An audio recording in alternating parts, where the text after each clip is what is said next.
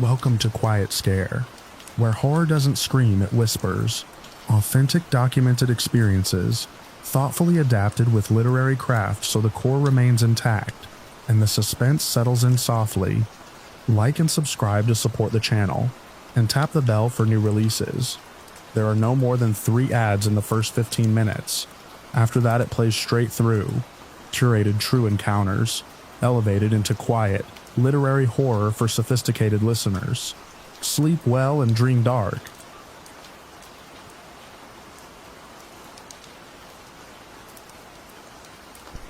I hike alone. Always have. It's not about avoiding people. I just move better solo. Fewer variables, fewer distractions. I can stop when I want, push harder when the ridge calls for it, and I don't have to explain why I'm drawn to obscure spots buried deep in topo maps, places that haven't seen footprints in decades. That's how I ended up bushwhacking through a steep drainage in the Catskills this past fall. I've been planning this one for months, chasing down an old crash site 80 years gone from one of those wartime training flights that didn't make it back. A B-18 from what I gathered. 2 souls on board, no survivors. The coordinates were vague, the route brutal. That's exactly what I like. It was a crisp, cloudless day. Sunlight filtered through bare branches. The late October chill just biting enough to keep my pace brisk. The ridge dropped off into the drainage like a broken stairwell. I descended carefully, boots scuffing moss-covered rock, breathing in that sharp, mineral-rich air that only seems to exist in these forgotten folds of the mountains. Took me most of the morning to reach the site. I recognized it instantly. A scatter of riveted aluminum fragments poked through the underbrush like rusted bones. Some warped engine components, half sunk into the loam, glinted dully under patches of lichen.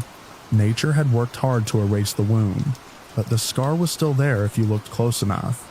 I dropped my pack and started documenting, snapping photos, tracing the outlines of impact in my mind. The orientation of the debris told a story. A failed banking maneuver maybe, or a stall just before cresting the ridge. I don't speculate too much. I'm not a historian. I just record what's there.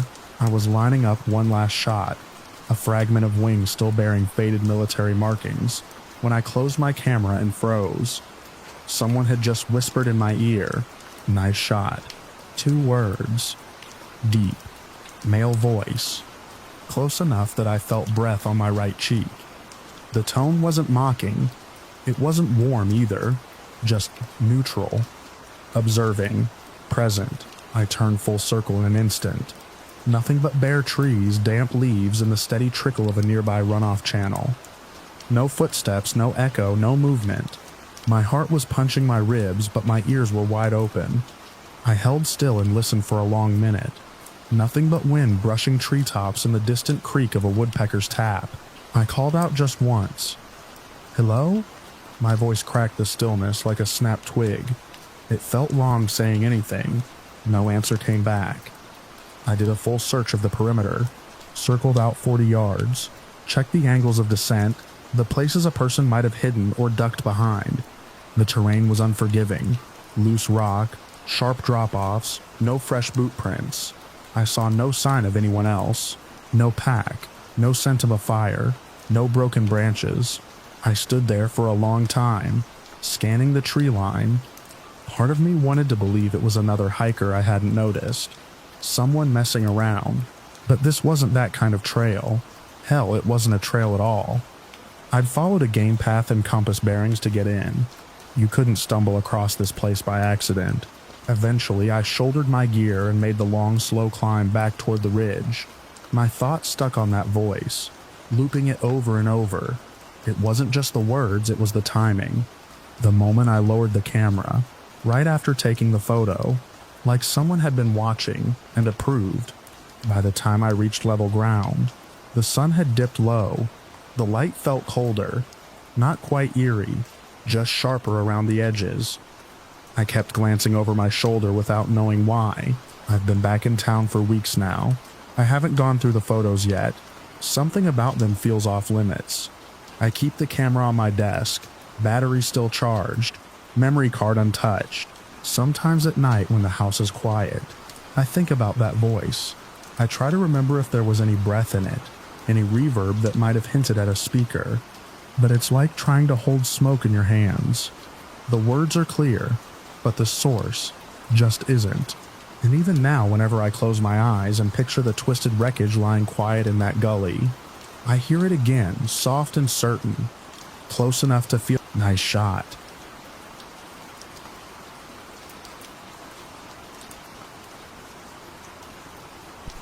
I was 15 when the valley started to feel wrong. It wasn't a sudden shift, more like a slow thickening in the air, something that settled under your skin when you drove through that stretch of northern BC past midnight.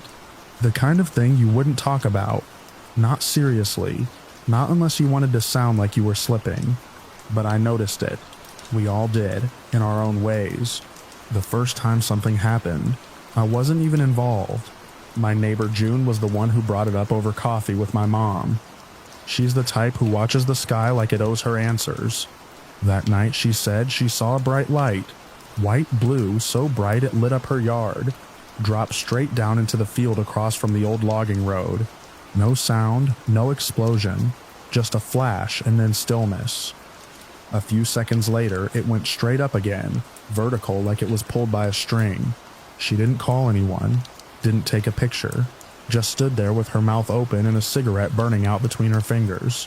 I think she thought she dreamed it until she saw the burn circle the next day. Charred grass and a near-perfect ring.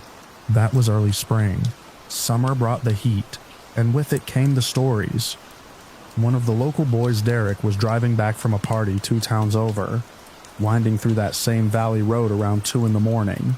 He swore up and down he saw something standing on the shoulder as his headlights rounded the bend, 2 silhouettes, tall and thin, with eyes that flashed green in the light. Not reflected, flashed. He said they turned toward him, and then in a blink they were gone, like they'd never been there. His hands were still shaking when he told us about it at the gas station the next day. No one laughed. No one even smiled. What made it real for me wasn't either of those things, though. It was a trip I took with my parents and my younger sister, Marcy. We'd gone out for a drive. Nothing special, just letting the breeze roll in with the windows down and the country music low on the radio.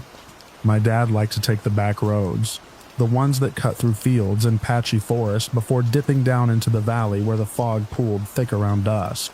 Marcy was riding on Dad's shoulders, pointing out birds and shapes in the clouds like always. She was quiet for a while, staring off into the trees as we passed that same stretch of valley where the other sightings had happened. Then she leaned forward and asked too casually, "Why is that giant guy walking into the woods?" My mom turned in her seat. "What guy?" "The big white one," she said. "He's really tall, like taller than the barn." Dad slowed down a little, looking where she was pointing. But by the time we all glanced over, there was nothing. Just trees, dark and unmoving, and the sun setting low behind them. We didn't push her on it. She wasn't the type to lie, and she didn't seem scared, just curious. But I saw the look my parents shared. Quiet, sharp, like they'd both felt the temperature drop. I didn't sleep that night. Kept thinking about her voice when she said white. Not just white like clothes or snow. White like bones. Like something that didn't belong out there. We didn't talk about it again. Not for months. But something shifted after that. People in town started driving around the valley instead of through it. The kids stopped daring each other to sneak down the old trail past the burn circle. Even the animals changed. Birds flew wide arcs around that stretch, and the coyotes stopped howling when the moon was full. Fall came early that year, and the fog stuck around later than usual. I was walking home from a friend's house near dusk when I saw it. Just a glimpse through the trees off the side of the road. Not a full shape. Not like Marcy had seen. More like a flicker. A piece of something too smooth, too tall, passing between the trunks, moving like it didn't need to care who saw it. I told myself it was the light, that it was late, and my eyes were playing tricks on me. But later that night, Marcy drew a picture in her notebook. I found it by accident, slipped behind the toaster in the kitchen. It showed a figure, tall and white, walking between trees with a line of green dots where its eyes should be. She'd drawn the valley behind it, unmistakable with its twin hills and narrow creek. We never found out what it was. Not exactly, and maybe that's for the best. But when I drive through that part of the valley now, I don't look into the trees. I don't stop the car, and I always make sure my windows are rolled up before the fog rolls in.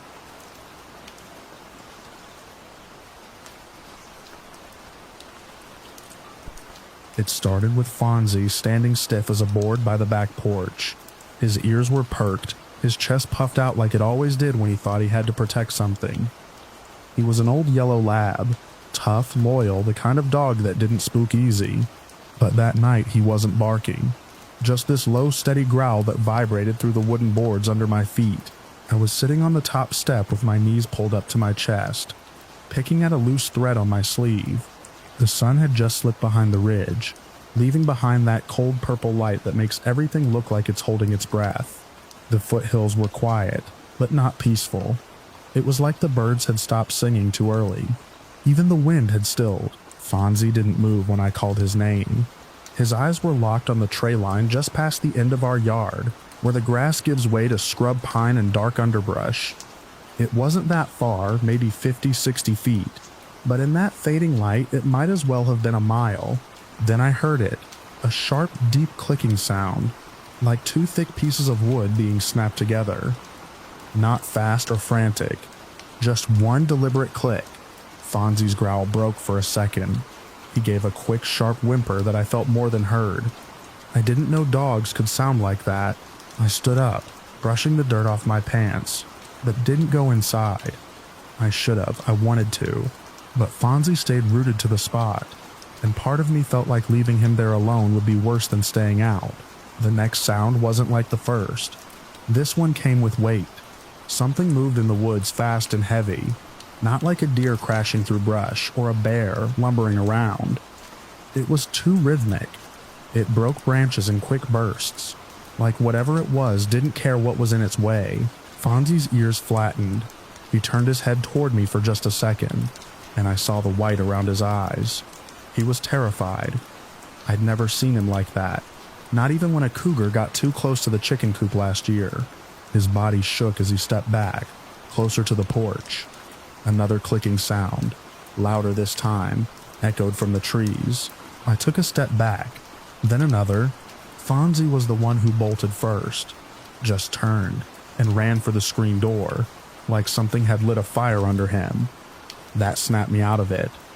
I followed, heart in my throat, eyes darting toward the woods even though I couldn't see anything in that tangle of black trunks and shadow. I didn't look back. Inside, Fonzie pressed against my leg, panting hard. His tail was tucked so far I thought he might collapse. I locked the door, flicked the deadbolt, even though it wouldn't stop anything big. My dad was still at work, which meant we were alone in the house until at least midnight. We sat in the kitchen for a long time. I didn't turn on the lights. Somehow it felt safer sitting in the dark. Every little creak from the deck made my skin crawl. I kept thinking I'd hear another click, just on the other side of the wall, but nothing came. By the time my dad's headlights hit the drive, Fonzie had calmed a little. He still didn't go near the back door. For weeks after, he'd avoid that side of the yard entirely. Sometimes he'd look toward the woods and growl low in his throat again. But whatever had come through never showed itself. We didn't see it, we didn't need to. Fonzie saw enough for both of us.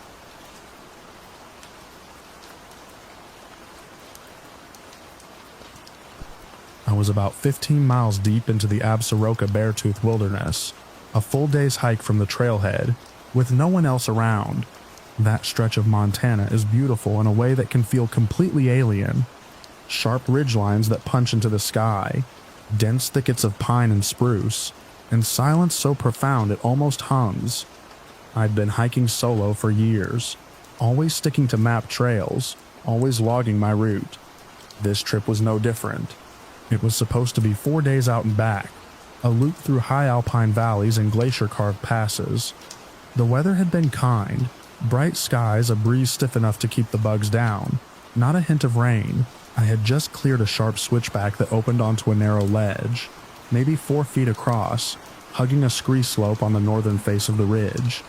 The sun was nearly overhead, casting hard-edged shadows. From the elevation I could see the tips of fir trees far below, like green pins in a velvet cushion. I paused, not from fatigue, but because something shifted just ahead. It wasn't sound that gave it away. It was absence. The small, ever-present noises wind on rock, distant bird song, the scrape of my own boots, seemed to drop out all at once. That quiet was thick, pressing in against my temples. I squinted forward and caught sight of it maybe 20 feet ahead, just at the bend where the trail curved out of view. It was small.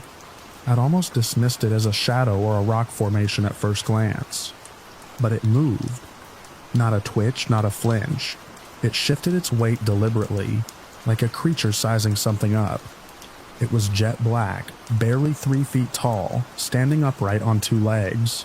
Arms longer than a human's, but not ape-like, hung at its sides.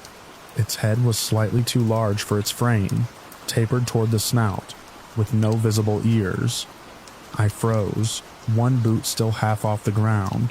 The thing didn't bolt, didn't lunge or growl. It just stared, its eyes locked onto mine and held there. For 30 seconds, maybe more. We didn't move. Its stillness was unnatural, not the wary pause of a prey animal or the measured patience of a predator. It was something else, intent, intelligent. It studied me with a focus I'd only ever seen in people. Then it exhaled. Not a sigh, not a wheeze. This was a controlled, deliberate huff, like a warning. The sound was deep, impossibly deep for a creature its size. I felt it in my chest before I heard it in my ears. A low, resonant pulse that vibrated up through the soles of my feet. It wasn't aggressive, but it wasn't benign either. It was a message. I didn't return the gesture. I didn't speak. I didn't even reach for the bear spray clipped to my pack. Something told me that would be a mistake. The thing didn't blink. Its chest rose once, then it turned, not in a rush, not in fear, just smoothly, and disappeared behind a jut of rock that sloped downward into thick brush. I stood there until the normal sounds returned. Wind stirred the needles of a nearby pine. A raven cawed somewhere to the south. The air no longer felt electrified. I advanced to the bend cautiously, peering around the rock. There was no sign of it. The slope below was steep, choked with downed logs and dense undergrowth, but I could have tracked something that size if it left tracks. I spent maybe 10 minutes scanning the area. Nothing. No footprints. No broken branches. Not even a shift in the foliage. I didn't camp nearby that night. I pushed on another 6 miles until I reached a basin I'd marked as a secondary site, just to be sure. I didn't sleep much. My ears strained for that same chest-humming breath, that deliberate stillness. It never came. I've told a few people over the years. Most think it was a bear cub. Maybe with mange, maybe injured, maybe a trick of the light, a moment of fatigue. But I know what I saw. I've seen black bears up close. I've encountered mountain lions and wolves. This wasn't any of those. It wasn't fleeing. It wasn't curious. It was watching and weighing something, and whatever decision it made, it let me go.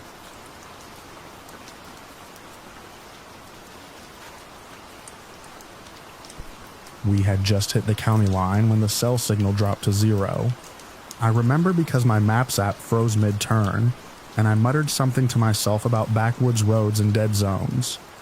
Riley, my boyfriend, laughed and tapped the dashboard like that would somehow make the GPS load. It didn't. We were deep in the sticks now. Trees so thick on either side of the road, they blocked out the stars. No houses, no signs, no light except for our own high beams carving a tunnel through the dark. We weren't lost exactly. I'd marked the route before we left downstate to Old Creek Road.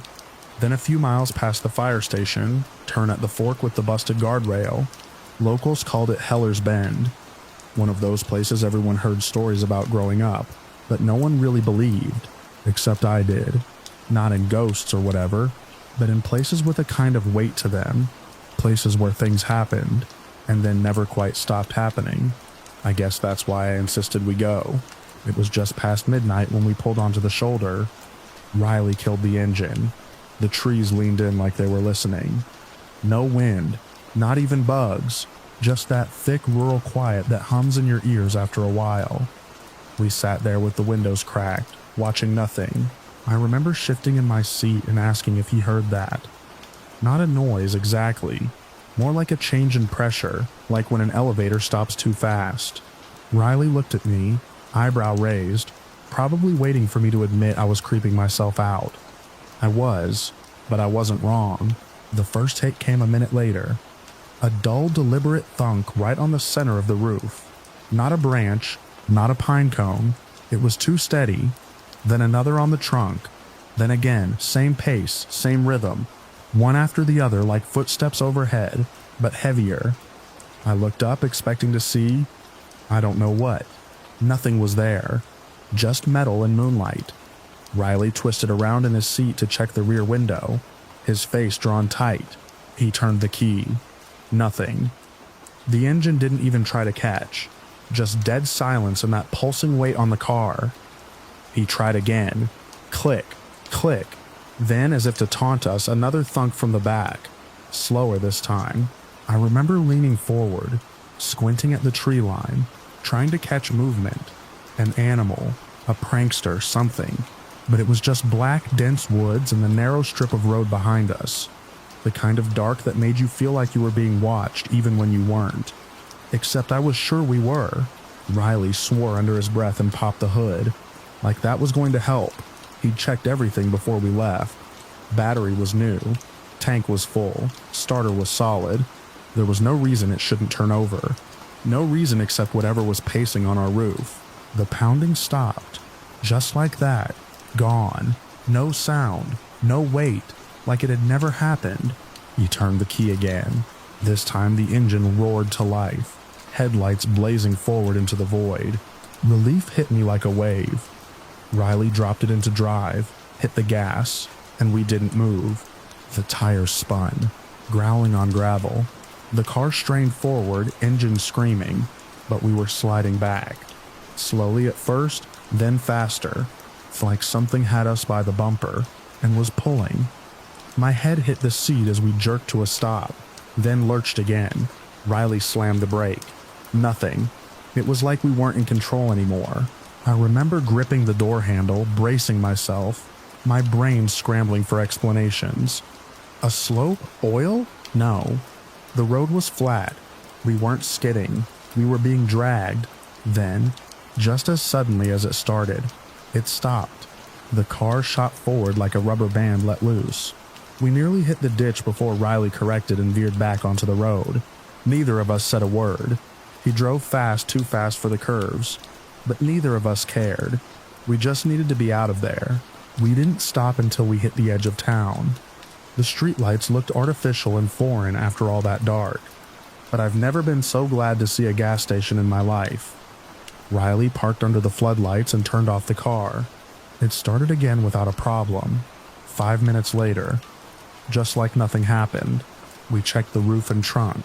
No dents, no scratches, nothing but a light layer of dust and some fallen pine needles. Like we'd never been out there at all. But I know we were. I felt it, that pressure, that grip. Whatever was on the roof, whatever had us pinned in place, holding the car like a toy between its fingers. We never figured out what it was. We never went back. But I think about it sometimes how close we were to not making it out, to disappearing down some storybook road people talk about but never visit. And I wonder if anyone else has stopped there since, if they got pulled back too.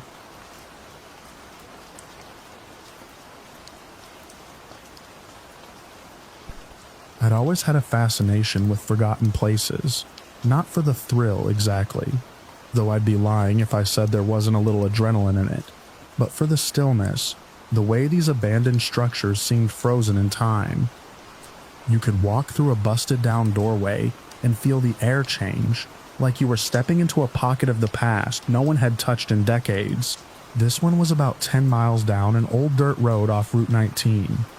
I'd spotted it on a satellite map while scanning for remote buildings to explore. The roof looked partially caved in, and the surrounding area was nothing but scrubland and thickets.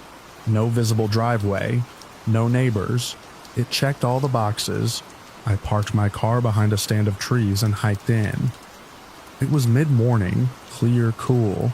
Nothing but wind and distant birds. The house appeared just over a low rise, sagging under its own weight, with ivy crawling up one side and a porch that looked like it had been losing a slow war with gravity for decades. The windows were either shattered or grimy with age. From 50 feet out, it looked like a shell. The front door was hanging by one hinge, but I took a side entrance through what had once been a laundry room. The air inside smelled like dust and rot, just as I expected. Sagging furniture, yellowed wallpaper, water damage along the ceiling. I moved slowly, taking pictures as I went, watching my step. The floor felt soft in spots. It was maybe 20 minutes in that things started feeling off. It wasn't a sudden realization, just small things at first. A garbage bag in the corner that wasn't shredded or mildewed. A folded blanket draped over the back of a chair that didn't match the aesthetic of the house. Then, deeper in, past a narrow hallway, I pushed open a door to a room that didn't belong. This room was intact. It was lit by sunlight filtering through a clean window. The air here didn't smell like mold or age. There was a cot against one wall with a neatly arranged sleeping bag on top. A small camping stove sat on a plastic crate near the corner. Next to it, a bowl with fresh fruit, actual fresh fruit, and a thermos. A paperback book lay open on the cot, spine up. A pair of boots stood beside the bed, toes pointed outward. I didn't move, didn't touch anything. My mind tried to process the disconnect, the wreckage outside, and this. Someone was living here, not years ago, not even days ago. Today, maybe right now. There was a sudden creak from somewhere in the house, and it wasn't behind me. It came from the opposite direction, the way I'd come in, floorboards shifting, not just the groan of an old structure settling, but a heavy, deliberate footstep, then another, then silence. I backed out of the room without turning around, one slow step at a time. My boots felt impossibly loud against the old wood. I kept my eyes on the doorway until I was in the hallway, then turned and moved, fast and quiet toward the exit I'd used before. I kept thinking about the bowl of fruit, the way the thermos was capped, that book left open like someone had just stepped away. The side door was still ajar. I slipped out, heart pounding, and made it 5 yards from the building before I looked back. There, in one of the intact upstairs windows, a figure stood watching me. They didn't move. Didn't gesture. I couldn't make out their face, just the shape of man. I thought, though it could have been anyone, just standing there, partially obscured by glare, completely still. I didn't wait to find out more. I cut straight across the field toward my car, didn't stop to take another photo, didn't check if I was being followed, just climbed in, turned the engine, and backed down that dirt track until the house was out of sight in the rear view. I haven't gone back, haven't even looked at the photos. I can still picture that room exactly. Neat, quiet, disturbingly normal in the middle of decay. I used to think you could always tell when something was empty, when a place was truly abandoned, but now I know better. Sometimes the ruin is just a mask. Sometimes someone's already made themselves at home behind it.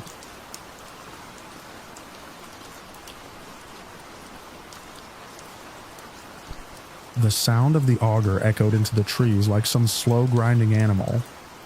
I was the only one left on site, just me and a half-drilled soil test, boring on the far side of a client's property line, bordering a dense wall of uncut timber. The rest of the crew had packed up hours earlier, leaving me to finish this one last borehole before the rain set in tomorrow. They didn't like staying late out here. I didn't blame them. There's something about timberland that changes after dark. The shadows settle thicker, and sound doesn't travel the way you expect. It's like the trees absorb it. My work light was clipped to the truck rack, throwing a pale white circle over the drill rig, and a few feet of muddy ground. Beyond that, just the dark wall of forest. No moon tonight. Cloud cover heavy and low. I shut the drill down and leaned in to check the sample tube. Still needed a few more inches. I straightened up, brushed my hands off, and was just reaching for the controls when I heard it. My name. spoken in a low, familiar voice. Not shouted, just said plainly, like someone was walking up behind me. I froze. The voice had come from the treeline. It wasn't a generic call either. It had the tone, the rhythm, even the little hitch at the end, just like Greg, one of the techs who worked the day shift with me. I turned toward the sound, squinting into the dark. "Greg?" I said, not loud, just enough to carry if someone was really there. Nothing. Just leaves shifting in the breeze. The work light didn't reach that far. I grabbed my flashlight off the side rail and pointed it toward the trees. The beam caught bark, undergrowth. The jagged line of the old wire fence where the client's land ended. No movement. I pulled my phone out of my vest and called Greg. He picked up on the second ring. Background noise loud with conversation and clinking dishes. "You didn't come back out here, did you?" "Back out?" "Man, I'm at dinner. Left hours ago."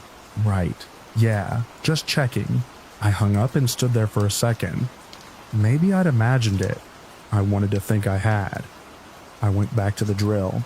Told myself I'd finish the last pass and be done in 15. Then I heard it again. Same voice, same inflection. My name spoken like a question. A little louder this time. Like whoever it was thought I hadn't heard them the first time, but it was wrong now. I don't know how else to describe it. The tone was off, too slow at the end, drawn out like someone mimicking speech they didn't quite understand. I stepped back from the rig, flashlight already sweeping across the tree line again. "Hello?" No answer. No motion. No crunch of boots. No rustle of clothing. Just stillness. The flashlight beam caught nothing but underbrush and trunks, and the rusted glint of the old fence. And then I heard the undergrowth shift. Not a breeze. Not a squirrel. Something heavy. Mass displacing heavy. Moving through the brush just out of sight. Low to the ground, but not crawling. Not upright either. A weight. Moving with intent. Coming closer. My name didn't come again, but I didn't need it to. I dropped the flashlight. I didn't even realize it until I was at the truck, climbing into the cab with muddy boots and shaking hands. I slammed the door, locked it, flipped the ignition. The headlights lit up the rig and the edge of the tree line. Nothing there, nothing visible, but the sound had stopped. I sat there for maybe 10 seconds, breathing hard. Then I shifted into reverse, backed out, and took the long drive out along the gravel access road. Tires sliding a bit on the wet dirt. Never saw anything. Never heard it again, but I never finished that borehole either.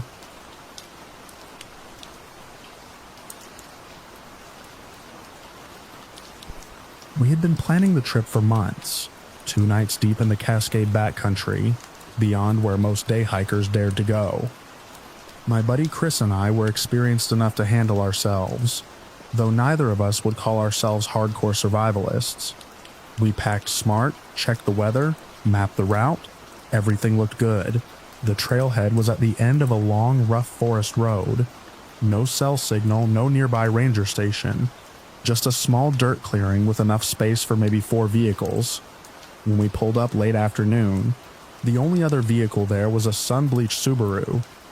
It looked like it had been parked a while. A faded tarp was bunched in the back, and a pair of muddy hiking boots sat under the bumper like they'd been casually kicked off. I looked in through the windows. The doors were locked, but there were clothes, a half-eaten bag of trail mix, and an empty water bottle in the front seat. No signs of struggle, but something about it put me off. Chris shrugged it off. Maybe they were on a long hike and would be back tomorrow. Still, I made a mental note of the license plate, just in case. We shouldered our packs and set off. The trail was narrow and overgrown in parts, thick with moss and shade. After a few miles, we veered off onto a less-used spur trail to a small clearing Chris had read about online. We made camp there. No fire, just a portable stove and headlamps. By dusk, we had our tent set, dinner cooked, and the gear tied up away from camp to keep critters out. The night dropped fast and heavy. Trees crowded in on all sides, and the silence was so complete, it felt like the woods were holding their breath. Around midnight, I woke up to the sound of movement, slow, deliberate crunching in the undergrowth. I lay perfectly still, straining to listen. It wasn't a deer. Too heavy. It sounded bipedal. Chris must have heard it too. I saw the glow of his headlamp flick on inside his tent, but neither of us said a word. The steps circled. Not close. Maybe 20 feet out, but slow and purposeful. It stopped, then started again from a new angle.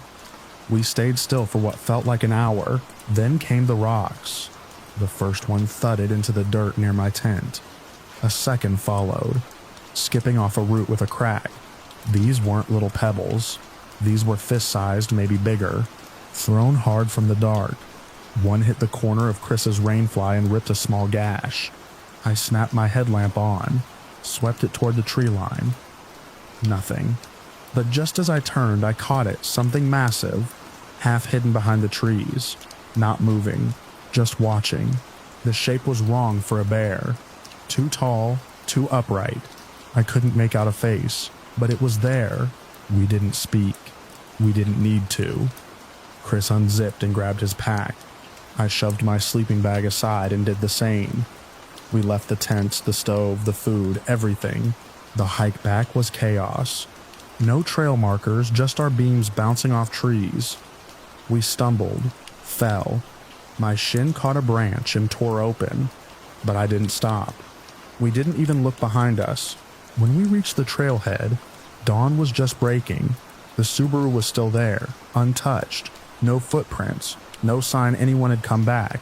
We climbed into the car, locked the doors, and sat in silence. Eventually, Chris turned the ignition. We didn't talk until we hit paved road. I checked the news later that week. No missing person reports. No ranger warnings. The Subaru stayed in the back of my mind for months. Maybe someone came back for it.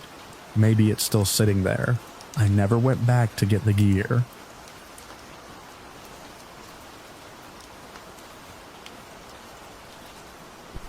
The wind up there is different. It doesn't whistle or roar. It hisses, thin and dry, threading through pine needles in the folds of your coat. I'd taken the trail past the timberline earlier than planned, thinking I'd make good time before the afternoon wind picked up. I've done enough solo hikes to know when to push and when to hold back.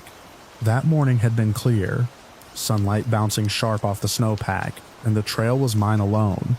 I parked my truck at the base pullout around 7. There were no other vehicles, no tire tracks in the fresh dusting that had fallen overnight. That's part of what drew me to the high trails in late winter. Solitude, clean air, and the clarity of sky over ridges that most folks avoided until the thaw. By mid-morning, I'd climbed to about 10,000 feet, where the evergreens thin out, and the trail breaks into rolling white above the tree line. Snow at that elevation tends to crust hard overnight, and softens just enough by late morning to leave a clear impression. I followed the trail, stepping into older boot prints iced over from the week before. It was maybe 20 minutes past a granite outcrop that I noticed them. Prints too big for any man I've seen. They weren't near the path. They came in from the eastern slope, where the incline's steep and the trees drop away fast. They were bipedal, left-right in a straight line, like a tightrope walker. Each step sank deep and clean. My own boots hardly pressed more than 2 inches into the snow, even with my full pack. These impressions had depth, 5, maybe 6 inches, and they stretched longer than my snowshoes. No tread, no toe definition, just massive ovals as if something heavy and flat-footed had walked through early, when the snow was colder and firm. I crouched beside one and laid my glove next to it. My whole hand, splayed wide, barely reached from one end to the other. That's when I first noticed the stillness. The wind had dipped. No birds, no shifting snow off the rocks. Just the creak of my pack straps as I stood up and turned to scan the slope behind me. Nothing moved, but I had that sensation, the one you can't quite explain, like you're being watched through glass, or from too far away to confirm. I kept going. The trail crests on a shoulder before looping toward a cirque. It's a beautiful stretch, one of my favorites. The snow softens the ridges, makes them look like sleeping giants, and on clear days you can see 50 miles easy. That's where I saw it. It stood on the far ridge. No trees there, just open snow sloping up toward a line of rock teeth. The figure was still dark against the blinding white. It wasn't close, but it wasn't small. Even from that distance, I could tell it wasn't hunched or crouched like an animal. It stood upright, tall and thick, arms long at its sides. No motion, no gear, no color variation. Just a dark mass like a statue pressed flat against the snow line. I stopped walking. My breathing shifted shallower, rapid. It's a thing that happens when your body figures out something before your mind does. I wasn't winded, I wasn't tired, but my muscles tightened and my ears rang like I'd climbed too fast. The thing didn't move. It didn't wave, didn't turn, just stood there, watching. I pulled out my field glasses from the side pouch. Even as I raised them, I knew it wouldn't help. At that distance, and with the heat shimmer off the snow, the figure resolved only a little more broad shoulders, no visible gear, and what might have been the line of a head turning slightly, but no detail, no face, no sign of breath. I stood there for a long minute, long enough to feel the weight of it, not just the figure, but the realization that I was alone. No other hikers, no patrols, no cell reception, just me, my tracks, and those deeper prints that came from the east and crossed the trail behind me. I don't remember deciding to leave. I just turned, carefully, slowly, as if sudden movement might trigger something. I walked back the way I came, not running but fast, deliberate. Every 20 steps or so, I looked back. The figure hadn't moved, not a step, still as the ridge it stood on. I didn't know whether that made it better or worse. If it was watching, it made no effort to follow. But something about its stillness felt deliberate, like it was choosing not to move, like it wanted to be seen and remembered. The prints were still there when I passed them again, and this time I didn't stop. The wind picked up as I dropped below the tree line, gusting harder through the pines, stinging my cheeks and ears. I kept moving, boots slipping slightly on the packed snow where the sun had started to melt the top layer. By the time I reached the trailhead, the sun was low. My truck sat just as I'd left it, no tracks around it but my own. I looked back up the slope before climbing in. From that angle, the ridge was obscured, nothing visible beyond the treetops and the descending twilight. I sat in the cab for a long time before turning the key.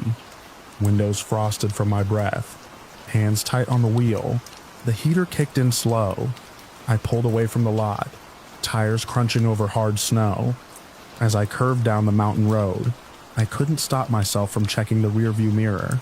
Again, and again, and every time.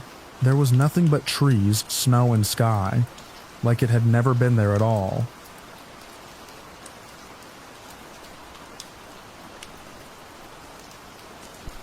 The first time I saw the car graveyard, it was like stumbling onto a forgotten world. We were visiting my great-uncle's farm in rural North Carolina. It was one of those mid-afternoon lulls, sun hanging low but still hot, air heavy with pine and red clay, the kind of weather that makes every step feel sticky.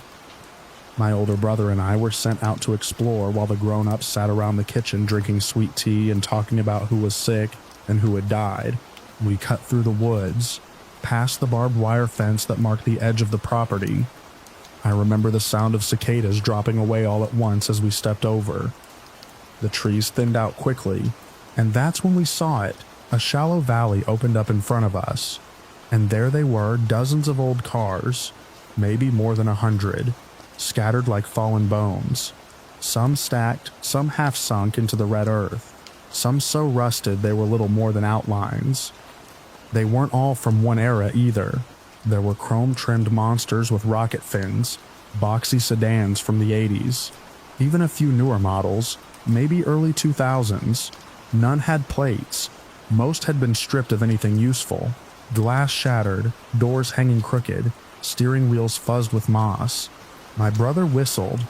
Looks like somebody built their own junkyard out here. I remember not wanting to answer. Something about the place didn't sit right. There were no signs of trails, no drag marks from towing. It was like they'd all just appeared. We walked down among them. The air changed, got quieter, heavier. I tried to make sense of how they were laid out. There was no order, no brand clusters. A 53 Buick with a tree growing through its hood sat next to a sun-bleached Civic. A police cruiser, doors missing, rested against the remains of a tractor. And then came the sound. It started like a hum, low and deep, felt more in the chest than heard. My brother froze. I did too. It rose slowly into something wetter, rounder. A kind of moaning, but not human. Not mechanical either. It moved. 1 minute it seemed to be coming from behind a van with no wheels. The next from inside the collapsed cabin of a pickup wrapped around a tree. We didn't speak. We just looked at each other and started walking fast, but not running. Not yet. We cut deeper into the graveyard looking for a path back that didn't mean turning around.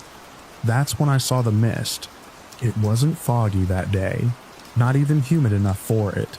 But just beyond the rusted skeleton of a school bus, a patch of white hung in the air like smoke from an invisible fire. It didn't move, didn't drift, just hovered there, about 5 feet off the ground, and spreading maybe 10 yards across. My brother grabbed my arm. Let's go around, but I stepped in. I don't remember deciding to. 1 second I was behind him, the next I was inside it. The mist wasn't cold. It wasn't anything. It didn't move against my skin or blur my vision. But everything else shifted. The sound stopped completely. Not just the moaning, but the birds, the bugs, even the distant breeze through trees. My breath sounded like it came from far away. And then came the feeling I wasn't supposed to be there. That not in the sense of trespassing or danger. This was deeper, a kind of cellular level rejection, like the space itself was trying to spit me out. Every memory I had felt half erased. I could see my brother just outside the mist, but he looked like a stranger. I felt like I'd never belonged anywhere. Not in that field, not in my family, not even in my own skin. It lasted maybe 10 seconds. Then he yanked me back through. I hit the dirt hard, lungs heaving. The sound came back all at once. Wind, insects, leaves. The moaning was gone. The mist was still there, but smaller now, thinning. We didn't talk. We ran. My great uncle said nothing when we came back, scraped and pale. He looked at us, eyes narrowing, then went back to stirring something in a chipped enamel pot. My grandfather just grunted and handed us a can of soda each. My brother wouldn't meet my eyes. He never mentioned it again. Later that night, I asked my great uncle what was down past the fence. He didn't look at me when he answered, just said old things. That field's probably still there. We never went back.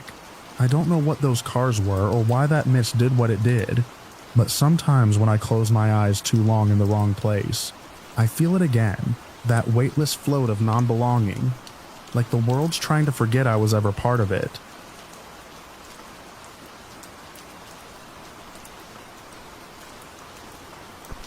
We weren't lost, but it felt like we'd crossed into some place where we didn't fully belong. We were deep into the woods that afternoon, a place we'd only found by chance.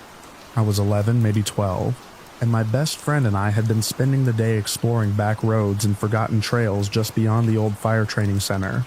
The path we were on had gone from gravel to packed dirt, to a narrow strip that barely fit the four-wheeler.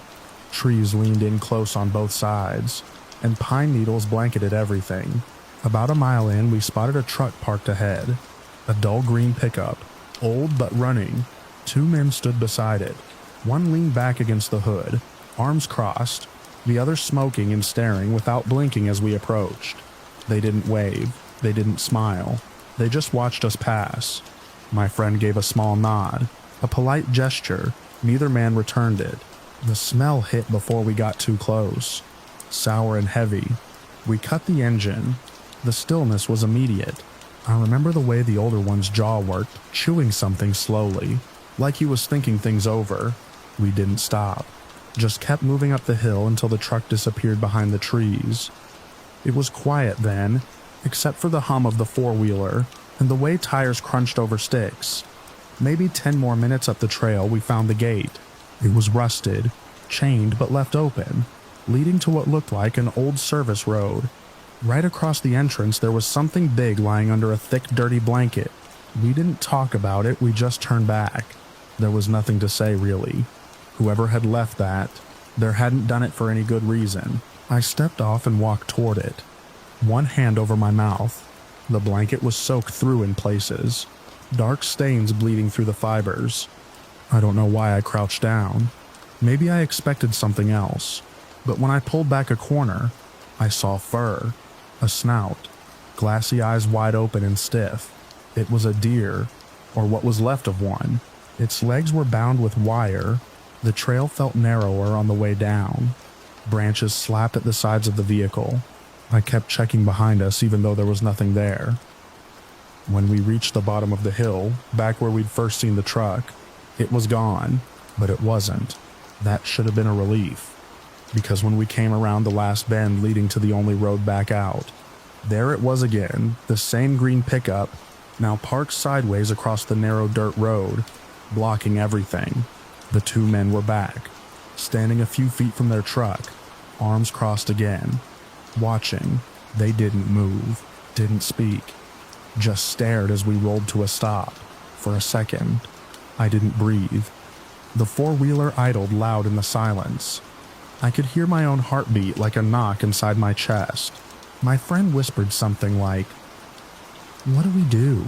Eventually we heard the truck move slowly at first, tires shifting on gravel. When we were sure they were gone, we crept forward again, careful this time, heart still pounding. I didn't answer. I just backed us up slowly, tires crunching in reverse, until we were out of sight, then cut the engine again. We waited. 5 minutes, then 10. Long enough that every sound in the woods started to feel like something bigger.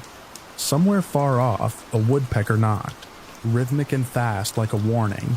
The road was empty. No truck, no men, just dust hanging in the air where they'd been. We didn't stop again until we hit pavement. Back home, we told ourselves maybe it was a misunderstanding.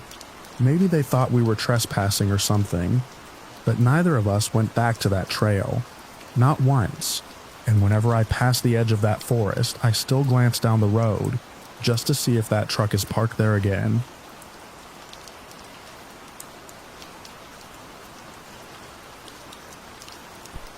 We'd been driving for over 2 hours when the paved road gave way to gravel.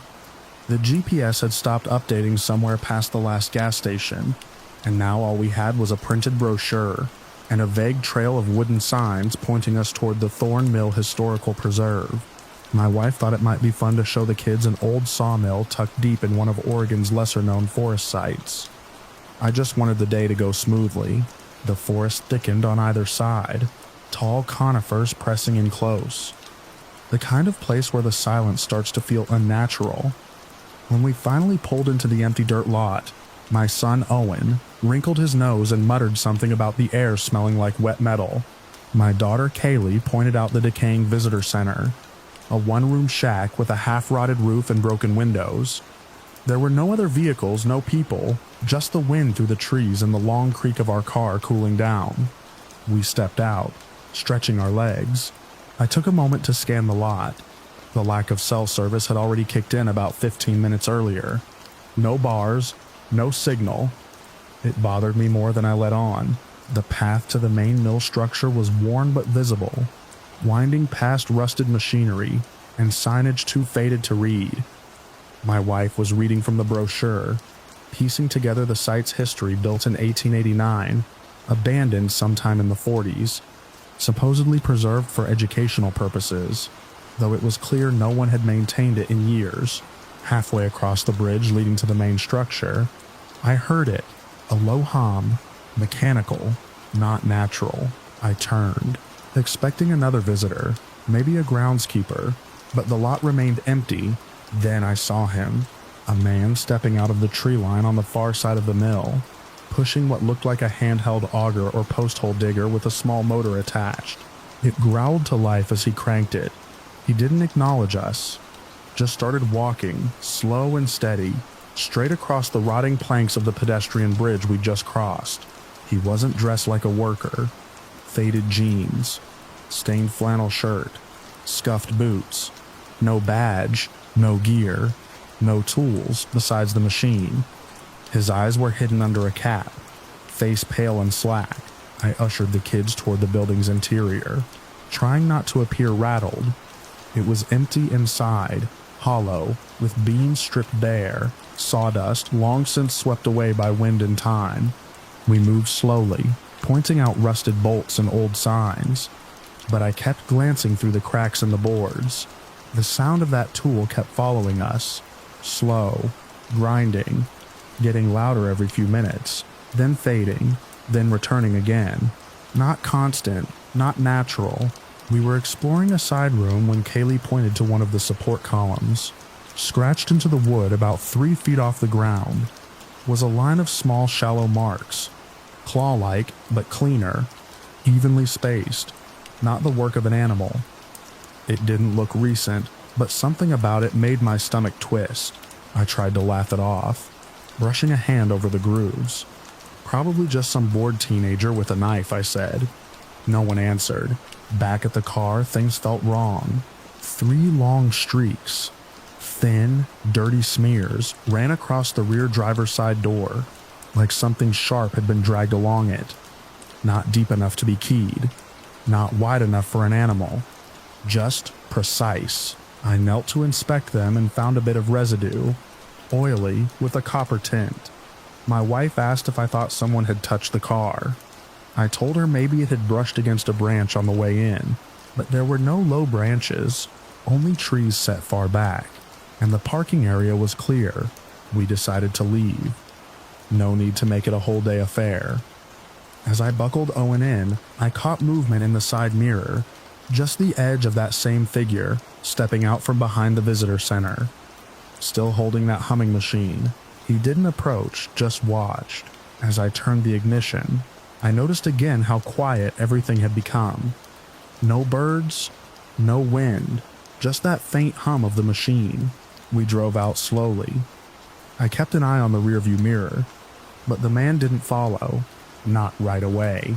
The gravel road curved, leading us across a narrow wooden footbridge that spanned a dried-up creek bed, and that's when I saw it.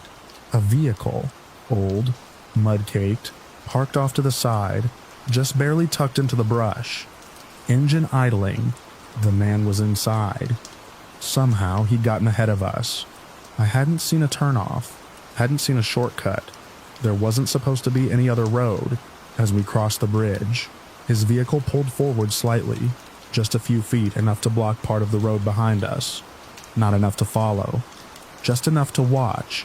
I didn't stop, didn't speak. We drove the rest of the way out without looking back. Only once we hit the first signal bar did I pull over and check the back of the car again. The streaks were gone. Clean, like they'd never been there. We never reported it. I don't even know what I'd say. We hadn't been hurt. Nothing was stolen. And yet something had happened out there. Something deliberate. Every now and then I look up that historical site. It's still listed, still open, still accessible by road, but we won't be going back.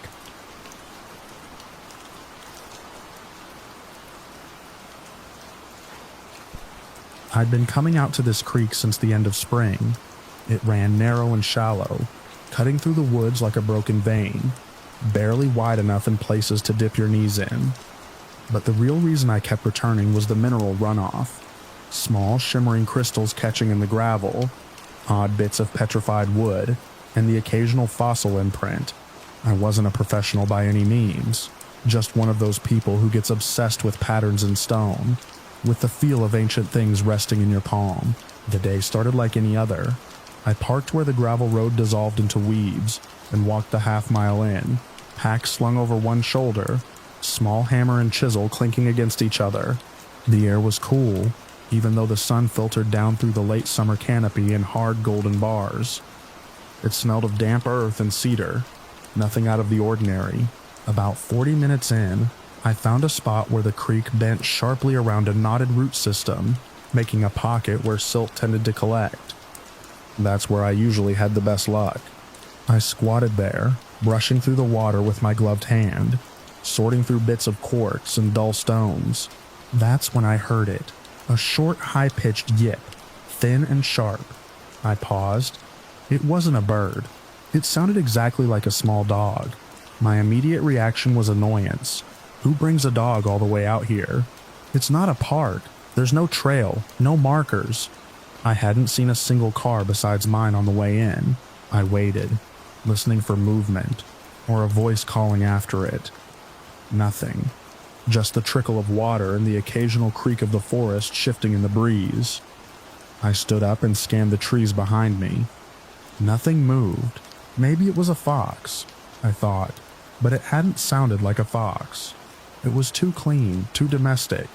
I crouched again, but after another minute or two, I couldn't shake the feeling that something had changed, like I wasn't alone anymore. Not in a paranoid way. I just had that low pulse of awareness, like when you realize someone's watching you from across the room. I turned to look again, slower this time. Still no movement. But the silence had thickened. The birds had quieted, and the wind had gone still. I moved downstream, less interested in the rock bed now, and more in putting some space between me and that feeling. I told myself I was just being jumpy. That happens when you spend enough time alone in the woods.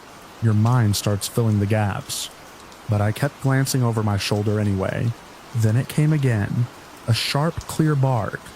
Close, too close. I whipped around, expecting to see something just beyond the tree line. Again, nothing. But now I was certain I'd heard a dog. Not just any dog, a small one, like a terrier. The tone was off though, hollow, almost, like it had come through a tube or out of a radio speaker a little too loud for its size. "Hello?" I called out. The sound of my own voice made me wince. It didn't fit here. It pushed too far into the quiet, and nothing answered back. I stood still for a long time. My heart wasn't racing. Not yet, but I was tense. The way you get before a storm. Every sound or lack of one was too much. The creek behind me gurgled faintly, but everything else had flattened out. Then the thump came, heavy and deliberate. Not like an animal running, more like something falling. Once. A thud that sent a faint tremor through the soles of my boots. I turned slowly toward the direction it had come from, scanning the underbrush. The trees there grew tighter, closer together, forming a wall of shadow maybe 30 yards off. I stared at that spot for what felt like minutes. No second thump, no rustling, no bark. I backed away. Not fast, not running, just one step at a time, keeping my eyes on that spot, until the creek curved again and the view of it was swallowed by trees. I kept going, faster now, not bothering to search anymore. I didn't want to hear another sound like that, not when I couldn't explain the first. I told myself it was probably nothing, a branch breaking loose, an echo of a real dog somewhere, warped by distance. But that's not what it had felt like. It had felt close, too close for how empty the woods looked. The last sound I heard before I reached the car was a low, whining whimper, like a dog that had been left outside too long, confused and tired. It came from behind me, somewhere back along the creek. I didn't look back. I haven't returned since. I still don't know what it was. Maybe there's a cabin out there I never saw. Maybe someone lost their pet and it wandered off. But that doesn't explain the weight behind that thump. It doesn't explain the silence that followed. Some places change when you're alone in them too long. The air listens. The trees lean in. Sounds stretch and bend until they fit the shape of something that isn't really there. Or maybe it is.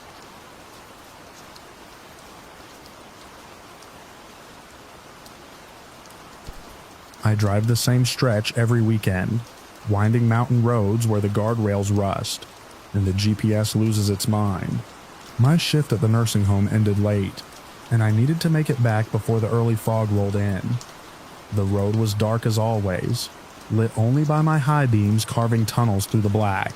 About halfway up the incline, I slowed. A white van sat on the shoulder, front door wide open, dome light on.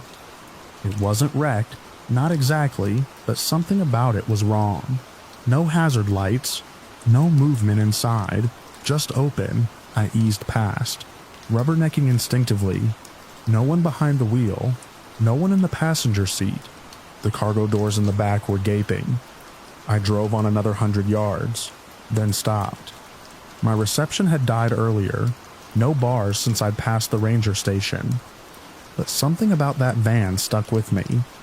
I backed up slowly until I could park safely off the road and turned on my hazards. I waited. 5 minutes. 10. Still no movement back at the van. I wrote a note with the location and timestamp in case I had to report it later. I was about to drive off when something burst out of the tree line to my right. A man, or what I assumed was a man, stumbled into the road, arms raised, shirtless, skin slicked with something dark and wet. It wasn't just sweat. My headlights caught the glisten across his chest, his hands, even his face. He limped toward me, fast despite the obvious pain, and slapped a palm flat against my window.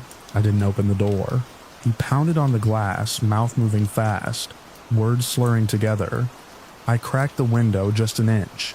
I caught help, bleeding, get out, and then something like they're still in there. I shouted that I was calling for help, even though we both knew I couldn't. He reached for the door handle, locked. He tried again, his movements jerky, frantic, not quite coordinated. I threw the car in reverse instinctively, just enough to create space. He didn't chase me. He just stood there, palms up now, shaking his head. Then he turned and ran, not back into the woods, but along the road, away from the van. I watched until he vanished around the bend. Then I drove, fast. I hit signal again, near a pull-off with an emergency call box. I didn't know if it worked, but I stopped and dialed 911 on my phone the second I had a single bar. The dispatcher kept asking me to repeat myself.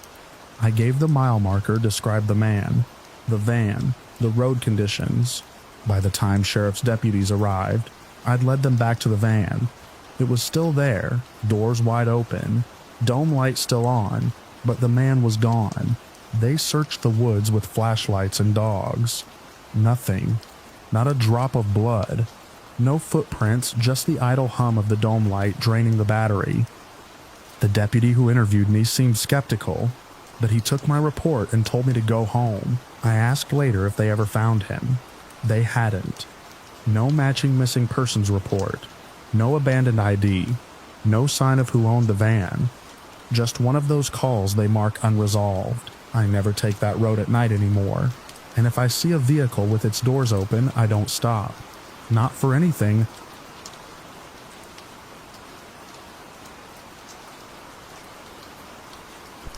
It started with the dogs. We've always had at least 2 rescues, mostly good-natured mutts that barked at everything and bolted after squirrels like their lives depended on it. But one evening, just as the sun slipped behind the tree line out back, both of them froze on the porch and refused to go down the steps. Hackles up, tails stiff, whining low in their throats. I figured it was coyotes. The woods behind our house stretched for miles, and animals passed through often enough to spook them. But the next night, same thing. This time, when I tried to coax them down with a treat, one backed up and hid behind my legs. The other growled. Not at me, but at the woods, unmoving. Their refusal wasn't fear of punishment or laziness. It was different, instinct level. They wouldn't go past the threshold of the porch after dark, no matter what I did. That's when I started paying more attention. We live in a quiet rural patch, no nearby neighbors in earshot, and that silence usually comforted me. But that week, I started noticing odd sounds at night. Nothing loud, subtle things, quick rustles in the leaves, low murmurs that didn't fit any animal I knew. Once or twice I thought I heard something like whispering, but it was so faint I couldn't tell if it came from outside or from inside my own head. Still, I didn't say anything to the family. I try to stay grounded. I assumed the kids might be messing around with a speaker or someone was playing a prank with a walkie-talkie. But then things escalated. My daughter Mia came into the living room one night, pale and upset. She said she'd heard Mom calling her from the back door. Only when she opened it, no one was there. I asked where her mother was at the time. She pointed to the kitchen. Mom had been there the whole time, washing dishes. When I told her, she must have imagined it. She just frowned and said it sounded exactly like her, but she sounded scared. A day later, my son came running inside, swearing he heard me yelling for help in the woods. Only I hadn't even been outside. He was breathless, scared, kept saying, "It didn't sound right, Dad. You sounded weird, like you were mad and hurt at the same time." I didn't know what to make of it. The next evening, I sat out back with a flashlight and waited. Nothing happened for an hour, maybe more. Then I heard the crunch of leaves, not animal-like, too heavy, deliberate. I clicked on the flashlight and scanned the trees. There was nothing.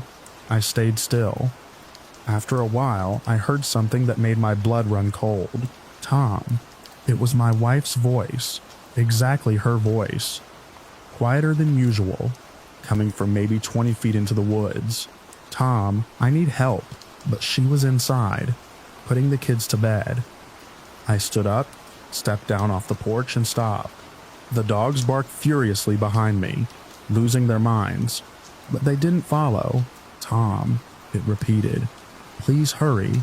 I didn't answer. I backed up, flashlight still pointed into the woods. That's when something came sailing out of the trees, fast and hard. It clattered against the porch railing and landed by my feet. It was a rock. Not just any rock, one we'd painted with the kids and placed around a flower bed. The kind of thing no one else would have reason to touch, let alone throw. I went back inside, locked every door and window. I didn't tell the kids about the voice, I didn't want them scared. But the next day, things got stranger. Maya didn't talk much at breakfast. I asked her what was wrong, and she said she'd seen someone outside her window during the night. Just standing. She thought it was me at first, but when she whispered my name, the figure turned and walked toward the woods without saying a word. I checked the perimeter. No footprints, no signs of forced entry. But I believed her. I didn't say it out loud, but I did.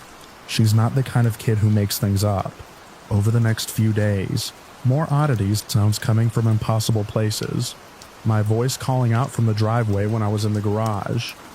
My wife said she heard Mia crying outside, but Mia had been asleep in bed the whole time. Once I was looking for my phone when I heard it ring. Deep in the woods, my ringtone.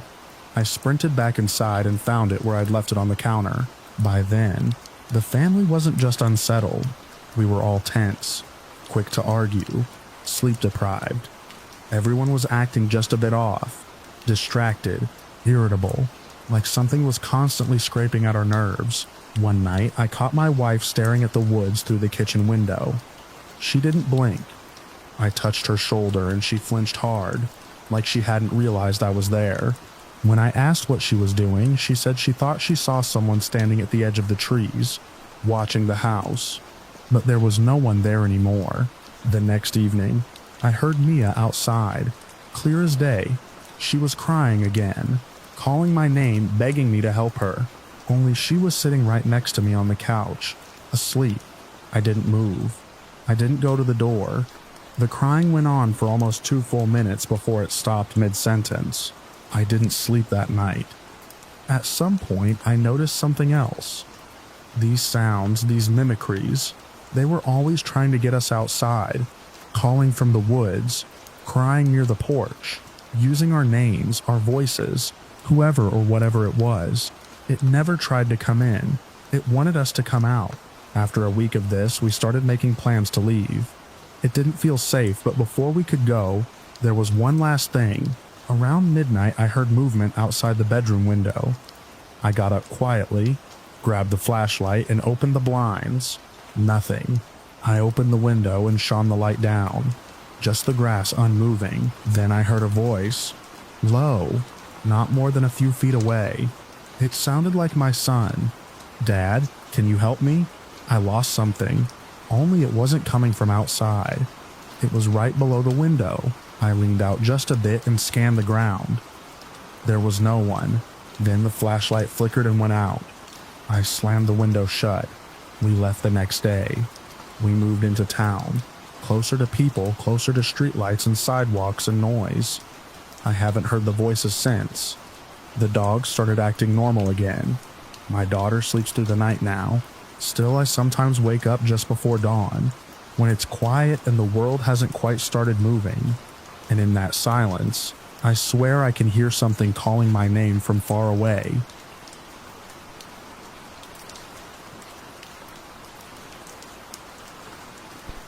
I didn't think much of the land when Mark first brought it up. Just another chunk of mountain property his uncle had snagged for next to nothing at an estate auction. We'd both done enough backcountry trekking to know how these places usually went. Scrubby pine, maybe a few crumbling deer stands, and beer cans rusting into the soil. But he had a key to the gate, and I had a free weekend. We packed light. No plans to camp, just a daytime sweep to see what his uncle had actually bought. The property line cut across a ridge and dropped steep into thick, second-growth forest. By noon, we'd passed the rough pastures and were deeper than expected. I remember the hush. Even the wind seemed to deaden once we got beneath the tree canopy. You notice that sort of thing when you spend enough time out there. Not just the quiet, but what's missing. No birds, no insects buzzing your ears, just the crunch of our boots and the occasional clatter when one of us nudged a loose rock down the slope. We started seeing the bones about an hour in. The first was a skull, small animal we thought, but not fresh. Dull white and brittle where it had cracked. Maybe a raccoon, I guessed, but it wasn't shaped quite right. Mark crouched to poke around the surrounding dirt. More pieces surfaced. A spine fragment, a femur, scavenged maybe. Nothing too weird yet, but they kept showing up. Every 100 yards or so, another scatter. Some fresher than others. A few half-buried like they'd been there for years. Others almost laid out. We found a rib cage that still had bits of dried sinew clinging to it, with no obvious predator marks. Flies had touched it, but nothing else. No drag patterns. No signs of feeding. Just placed. Then came the trees. Low branches stripped clean. Stripped, not broken.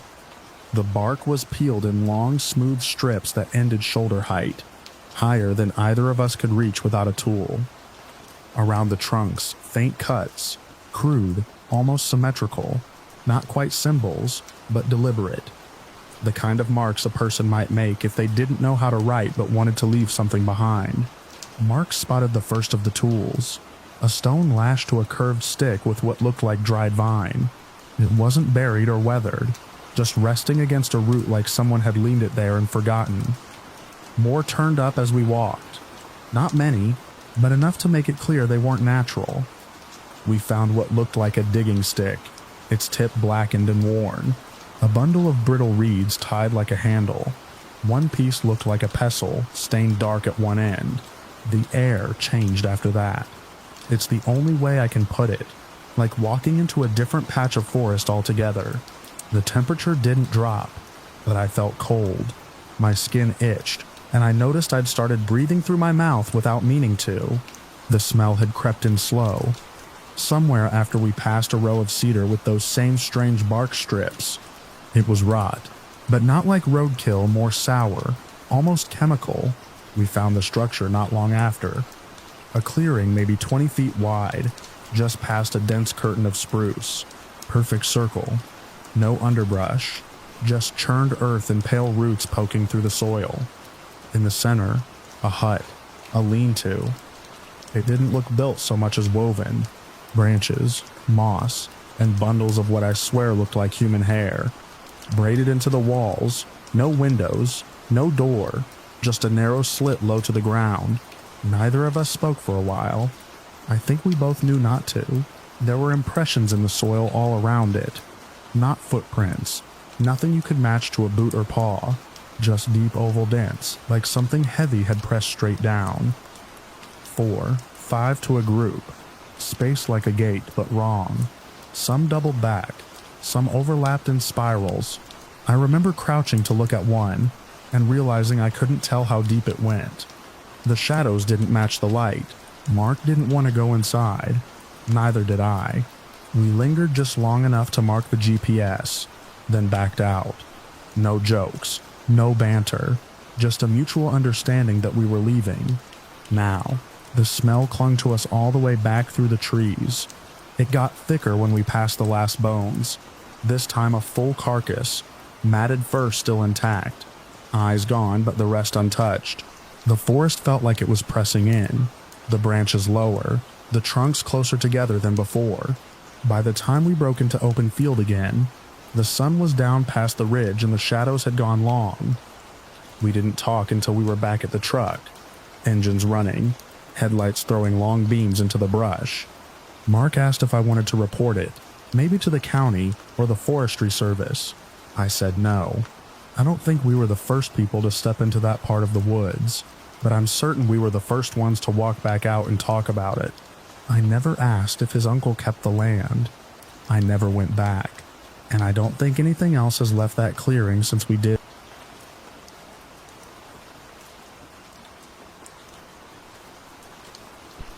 I never liked sleeping outside. I'm one of those people who double checks the locks, even in my own house. But my friend Nathan convinced me just one night out by the creek, nothing fancy, just a tent, a little fire, and the sound of the water to help us unwind. He called it a reset. I called it a calculated mistake. Still, I agreed. I always do when Nathan insists. We picked a patch of grass near a narrow creek, where the woods pulled back just enough to give us some sky. It wasn't a marked campground, just a clearing off a dirt road with a worn footpath leading to it. No cell signal, of course. No one else around. The water gurgled steadily, and the occasional hoot of an owl echoed out from the trees. It was quiet in that way that makes you feel watched. By the time we'd eaten and doused the fire, the air had cooled. I zipped the tent tight and lay there with the thin nylon fabric between us and everything else. Nathan was out in minutes, snoring faintly. I stared at the ceiling of the tent, listening. Somewhere in the middle of the night I woke up, not from a noise. Not at first, just that dry mouth feeling that tells you something's changed. Then I heard it, a voice. Not speech, exactly, just a sound, a human sound. A single word or syllable, repeated, a low deliberate utterance that came at regular intervals, like someone muttering the same thing again and again under their breath. I held my breath. The sound came from just beyond the tent wall, maybe 20 feet away, near the creek. It stopped for a moment. Then again, same tone, same cadence. I shook Nathan. Hard. He groaned, rolled over, then jolted up when he saw my face. "There's someone out there," I whispered. He grabbed the flashlight. I told him not to go, to just wait and listen. But Nathan's not like me. He unzipped the tent halfway and ducked out, swinging the beam around. I sat frozen, peeking through the flap. The light bounced across the grass and caught a figure. Human, standing maybe 30 yards off, near the treeline. The person was just there, still, watching us. Nathan called out, not aggressively, just loud enough to make contact. The figure didn't respond. He asked again, sharper this time, asking if they were all right, if they needed help. The person moved, not toward us yet, just a step sideways, then another. They were wearing something strange, layers but mismatched, like costume pieces. A jacket with one sleeve missing, baggy pants tucked into tall rubber boots. No pack, no gear. Their posture was wrong too, hunched but loose like they were dancing in place. Their head tilted slowly, then snapped back upright. Nathan shouted that we were calling the cops. That did something. The figure turned and began walking, slowly at first, then picking up speed, not away but toward the tent. I backed up, grabbing for my boots. Nathan held the flashlight high, its beam jittering now. The person came close enough that I could make out their face, or the lack of expression on it. No acknowledgement, no surprise. Just that fixed neutral stare like a sleepwalker or someone deeply intoxicated. Still mumbling that same low phrase. They came within 15 feet. Nathan raised his voice again, more of a threat this time. That did it. The figure stopped, turned sharply, and walked off at a strange angle back toward the dirt road. Not a run, just a smooth, deliberate retreat. No glances back. Just that same strange pace back into the dark. We didn't sleep. At dawn, we packed in silence. No breakfast, no coffee, We stuffed the tent into the car, still damp, and drove until the signal bars returned. Neither of us ever figured out what that person was doing out there. No car had been parked nearby. No houses for miles. Just a person in strange clothes, repeating one sound. Approaching our camp in the middle of nowhere. I don't go camping anymore. Nathan doesn't bring it up. We didn't report it. What would we even say? There's no law against standing in a field at night, muttering to yourself.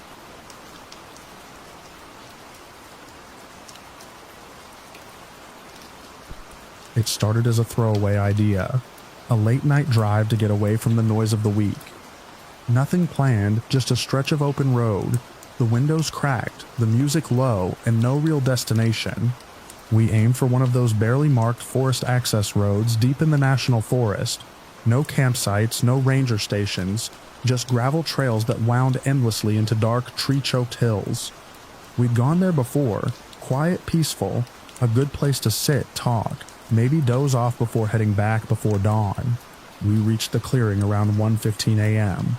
It was an old logging turnout, flat, wide, silent, except for the wind in the trees. The moonlight wasn't strong, but it gave just enough glow to see the silhouettes of stumps and the curve of the treeline. We parked near the edge, engine off, just listening. No cell signal out there, which was part of the appeal. Isolation felt like safety sometimes. We were there maybe 10 minutes when the first vehicle showed up. Headlights cresting the hill, engine growling low as it bounced over the ruts. It wasn't unusual to run into hunters or campers out that way, so we didn't think much of it at first. But then a second vehicle followed close behind. Then a third. All trucks, all dark-colored, all moving with a kind of practiced formation, like they knew exactly where they were going, and exactly who was supposed to be there. They pulled into the clearing and lined up 3 across, headlights darkening. Nobody got out for a few seconds. Then almost at once, doors opened and shadows poured out. 6, maybe 7 people, all moving quickly. No flashlights, no talking.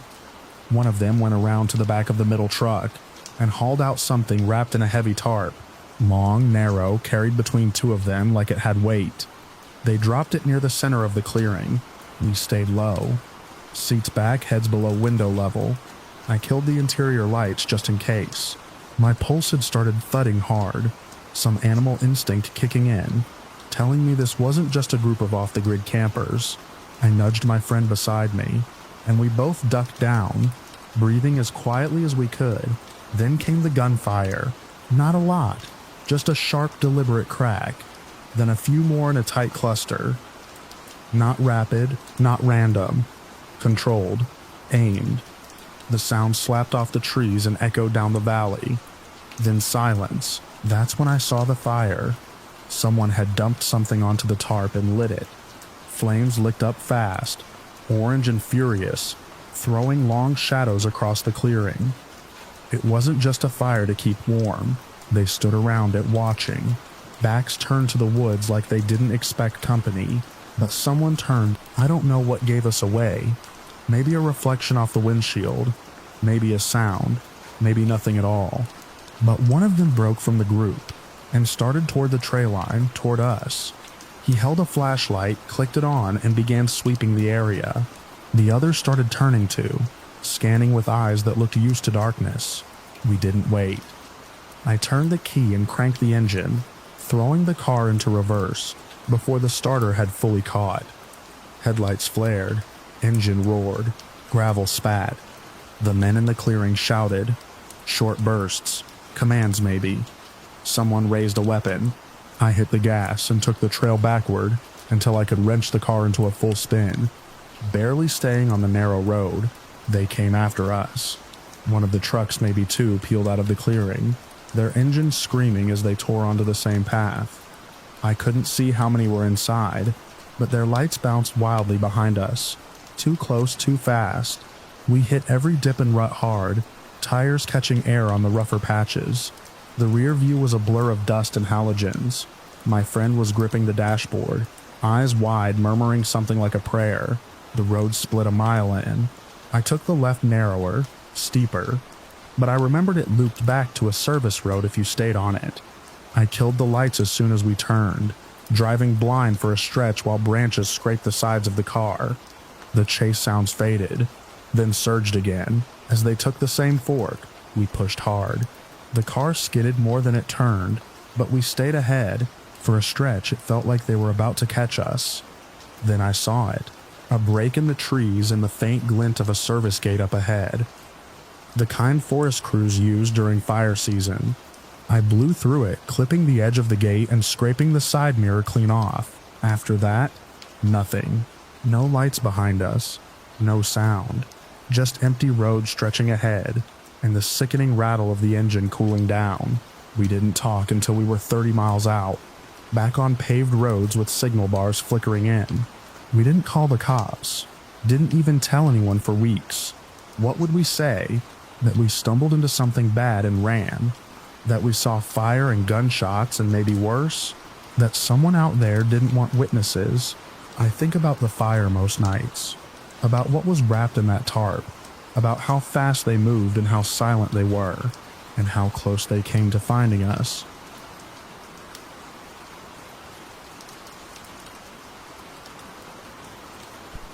It had taken us nearly 2 hours to reach the place.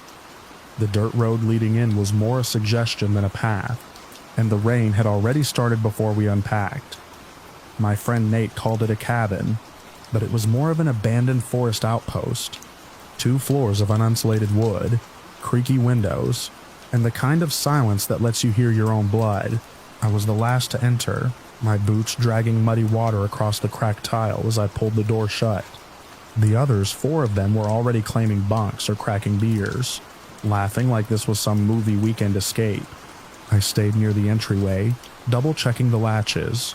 The door didn't have a bolt, just a warped deadlock I had to lift into place with both hands. I didn't like that.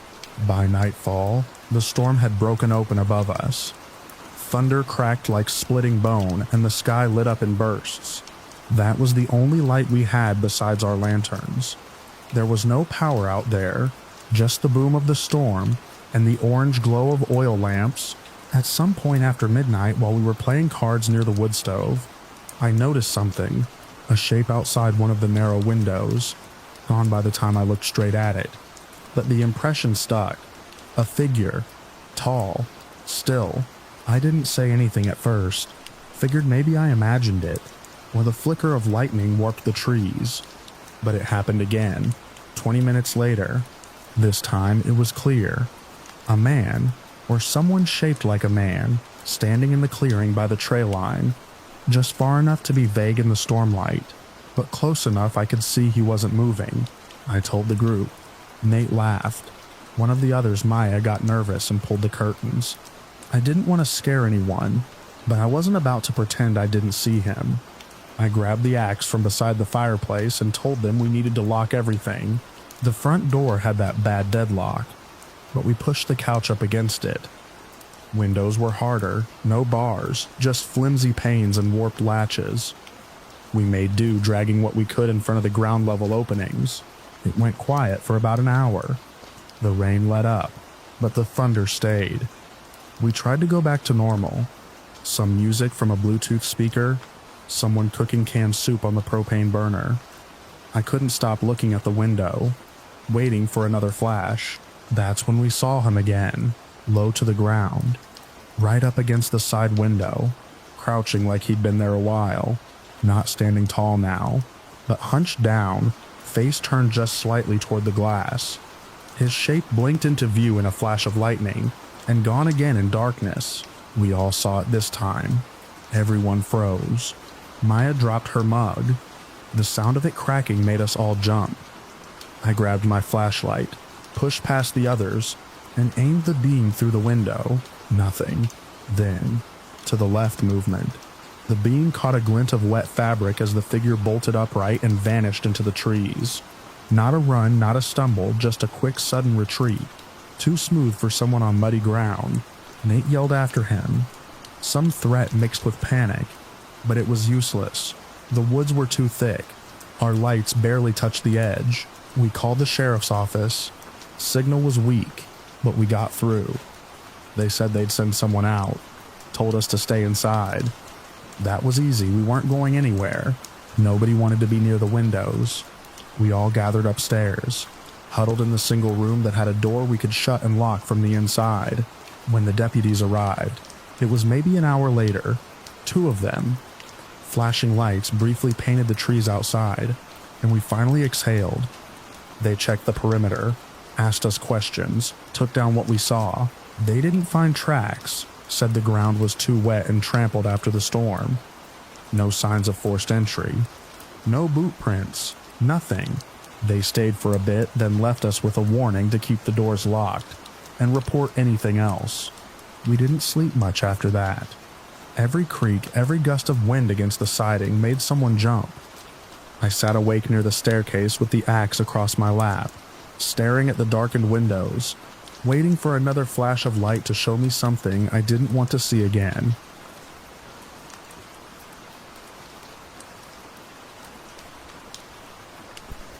It was our second night at Hollow Lake Camp, and the air already felt different, cooler than it should have been in July, damp in a way that clung to the skin.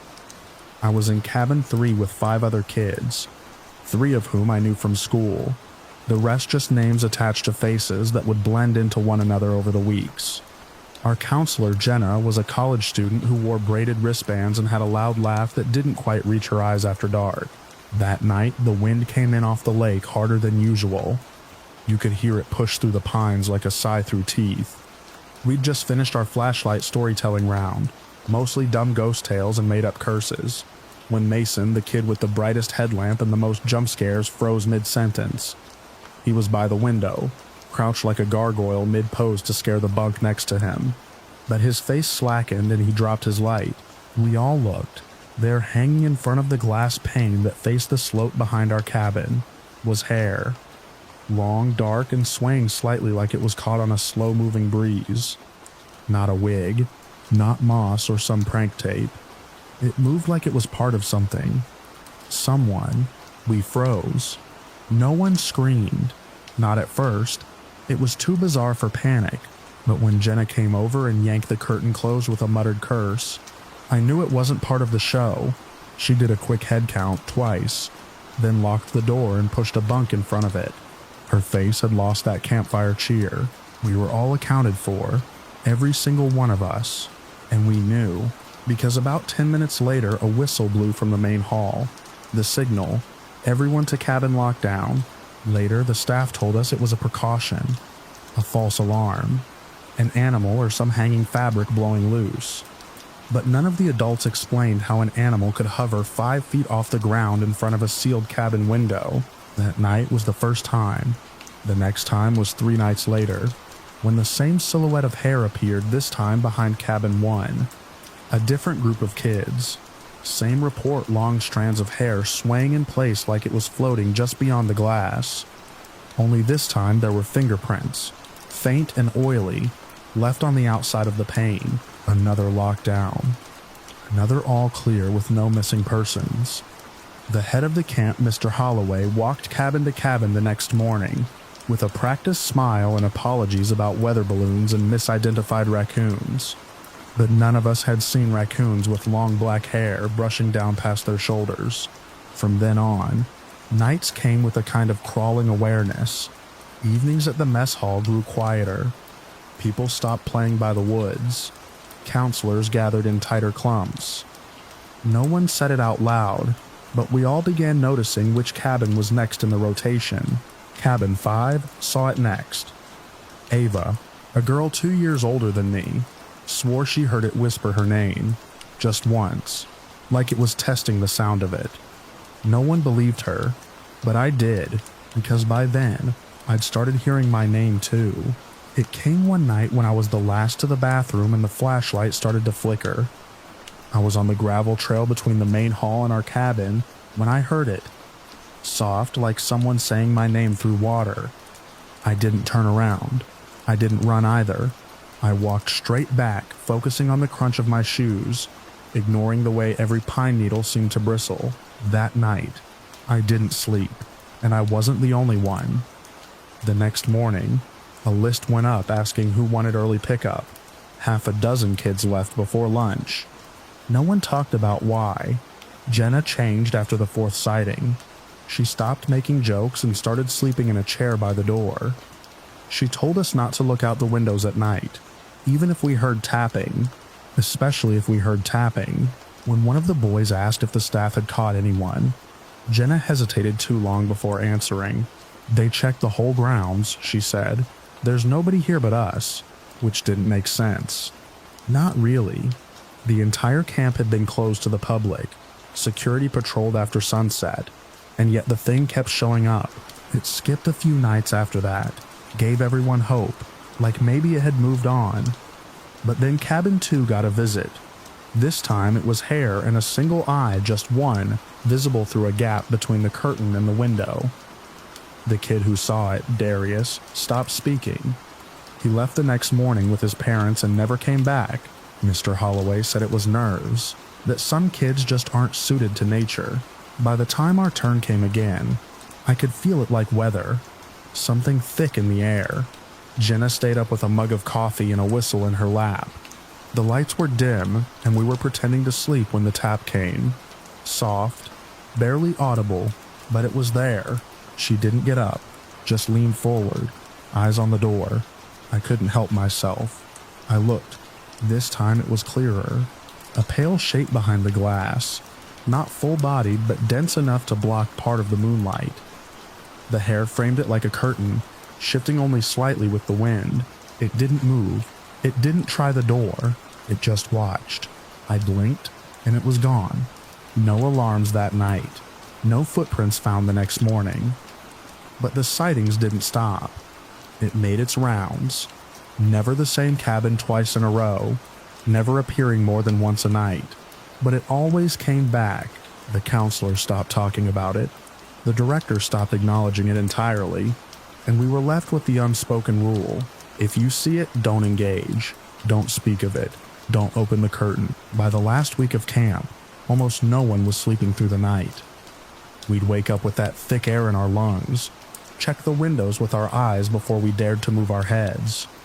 There were fewer stories told at night, more prayers whispered. When the buses came, I expected some kind of relief. I expected to feel the boundary reassert itself when we crossed the gate.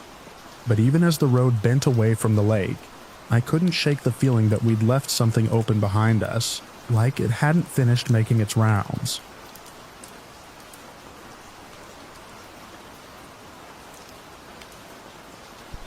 I'd been driving long hauls for almost 15 years, mostly night runs, less traffic, cooler air, easier thinking. There's a kind of rhythm to it, something meditative about miles of empty road, yellow lines blinking under your headlights like a metronome. That night I was hauling a small shipment of medical supplies from Barstow out toward Flagstaff, running a stretch of desert highway I knew well enough to drive in my sleep. It was a little after 3 a.m. when it happened. The road was dead quiet. No headlights behind me, no taillights ahead, just black desert, and that fine layer of moonlit dust that always hangs low over the asphalt out there. I remember glancing at the dashboard clock, 3:07. I'd just taken a sip of gas station coffee gone cold, when the truck's headlights dipped and fluttered like a film strip catching on a reel. For half a second everything dimmed, the dash lights blinked out, the radio fizzed with static, and the whole rig shuddered like it had hit a gust of wind. But there wasn't any wind. The desert was still, silent. That's when I saw it. It came from the left, stepping out of the scrub brush and into the beams of my weakening headlights like it wasn't in any hurry. Tall, taller than any man should be, thin as a fence post, with skin so pale it reflected the low beams like bone. It didn't run. It didn't look at me. It just took 2 strides across that 2-lane highway, never turning its head, never breaking pace. Its limbs were long, too long, and its gait had a strange floating rhythm, like gravity didn't hold it the way it holds the rest of us. The moment it passed in front of the truck, everything inside the cab died. Headlights out, engine silent, radio cut. Just the rattle of tires rolling over the road as momentum carried me forward, slowing, and then it was gone. I didn't see it reach the other side. It just vanished between one blink and the next. I coasted to a stop on the shoulder, heart kicking against my ribs, palms slick on the wheel. For a few long seconds there was only the tick of cooling metal and my own breath, sharp and ragged. Then the lights came back. The engine coughed once and purred to life.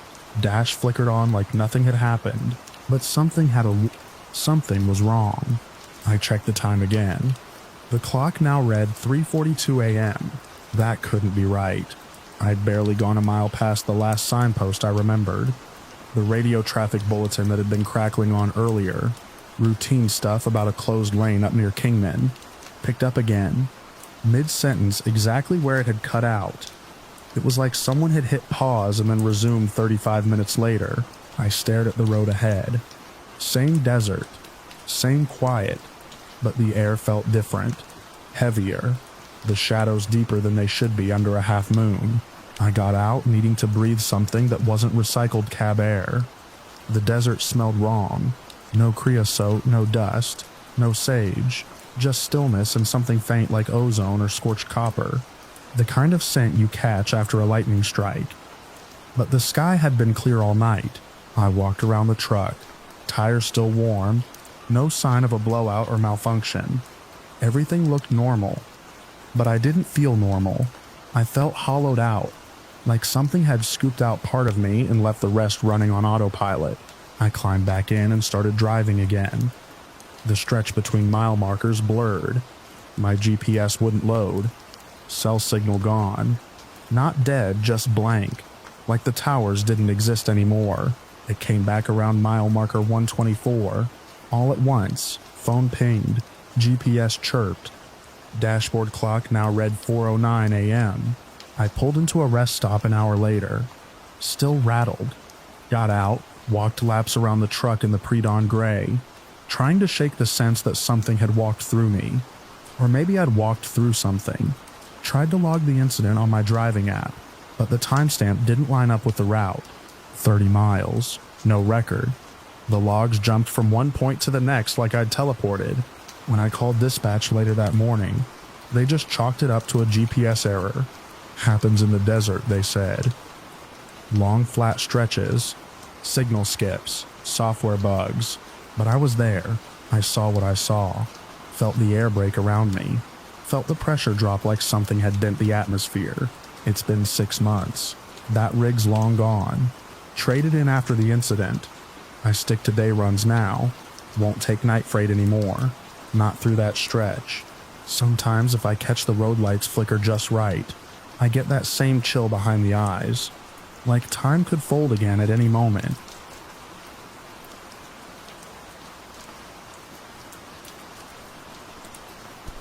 We got to the site later than expected, headlights slicing through pine trunks and hanging moss as we picked our way down a gravel road barely wide enough for one vehicle. The campground sat just off a shallow swamp at the bottom edge of Louisiana, the kind of place where frogs screamed at dusk and the air clung to your skin like wet fabric. I killed the engine. For a second, everything went quiet except the soft ticking of the hood cooling, and a long, slow slosh of water somewhere past the trees. Then started unloading gear. I walked the perimeter, flashlight in hand, noting the patchy clearing where we'd pitched the tent and the spot about 30 yards off where we could stash the cooler. That was always our ritual. Keep the food away from the sleeping area, make noise when walking back and forth. Bears safe but more out of habit than necessity. Black bears didn't roam this far south. Not in numbers. Still, we used a thick plastic cooler with steel latches, one we'd had to drag out from the truck bed. We set up camp as the last of the light drained from the sky, fire flickering to life under a damp pile of driftwood and pine cones. By 10, we were winding down, beer cans crumpled and tossed into the trash bag hanging from a low branch. The frogs had gone silent. Crickets held a thin, high chorus. I unzipped the tent and crawled in, the nylon groaning under my knees. Ben followed. Sometime in the night I woke up. I couldn't have said what stirred me. No dream, no sound. At first, just the kind of full-body stillness that tells you something is off. My eyes adjusted to the dark. I could see the outline of the mesh door, and the shapes of trees swaying outside, moonlight barely cutting through. Then, I heard it. A long, slow dragging sound, gravel shifting under weight, metal scraping. I held my breath. It wasn't fast. Whatever it was, it moved with intention, not speed. A few feet pause, then more scraping. It wasn't a critter or a raccoon. This had mass, weight. My mind pulled up the cooler, the heavy-duty kind that took both of us to carry when it was full. The noise passed just beyond the tent wall, maybe 15 feet away. I didn't move. I don't think Ben was awake. He didn't stir. My fingers twitched toward the flashlight but stopped short. I listened until the sound faded into the distance, then sat there in the dark, heartbeat so loud I thought it might give me away. At some point, I fell asleep again. Morning came soft and gray. The air smelled like wet leaves. I stepped out of the tent and immediately saw the cooler was gone. I called out for Ben. He came out rubbing his eyes, looking confused until I pointed. The rope we'd used to tie the cooler to the tree still hung loose, end frayed like it had been twisted loose rather than cut. We followed the track, twin grooves carved through the gravel and pine needles like something had dragged the cooler in a straight line. It went for 50 yards toward the edge of the swamp. There it was, half submerged in cattails, lid cracked and askew. One of the latches hung loose. The plastic bore deep gouges, a set of puncture marks big enough that I could fit 2 fingers inside them. The ice had melted, and food wrappers floated like dead fish in murky water. Ben didn't say much. Neither did I. We pulled the cooler back with a length of rope, neither of us wanting to get too deep into the marsh. That's when I noticed the prints. They weren't boot tracks. Not even close. Large, flat depressions in the mud, spaced like a biped would walk. Each one was easily 18 inches long, toes splayed wide, and deep enough to hold standing water. They led from the far side of the swamp up to our camp, and then back again. The thing had come from the water, taken the cooler, and left. Ben squatted down and took a photo, but he didn't say much else. We packed up by noon, drove out without finishing the second night. Neither of us brought it up until weeks later, over drinks, and even then we avoided naming it.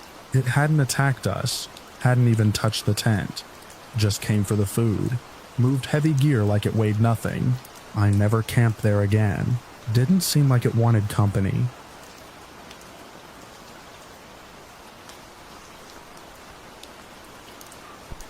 It started with a sound so out of place I thought I'd imagined it.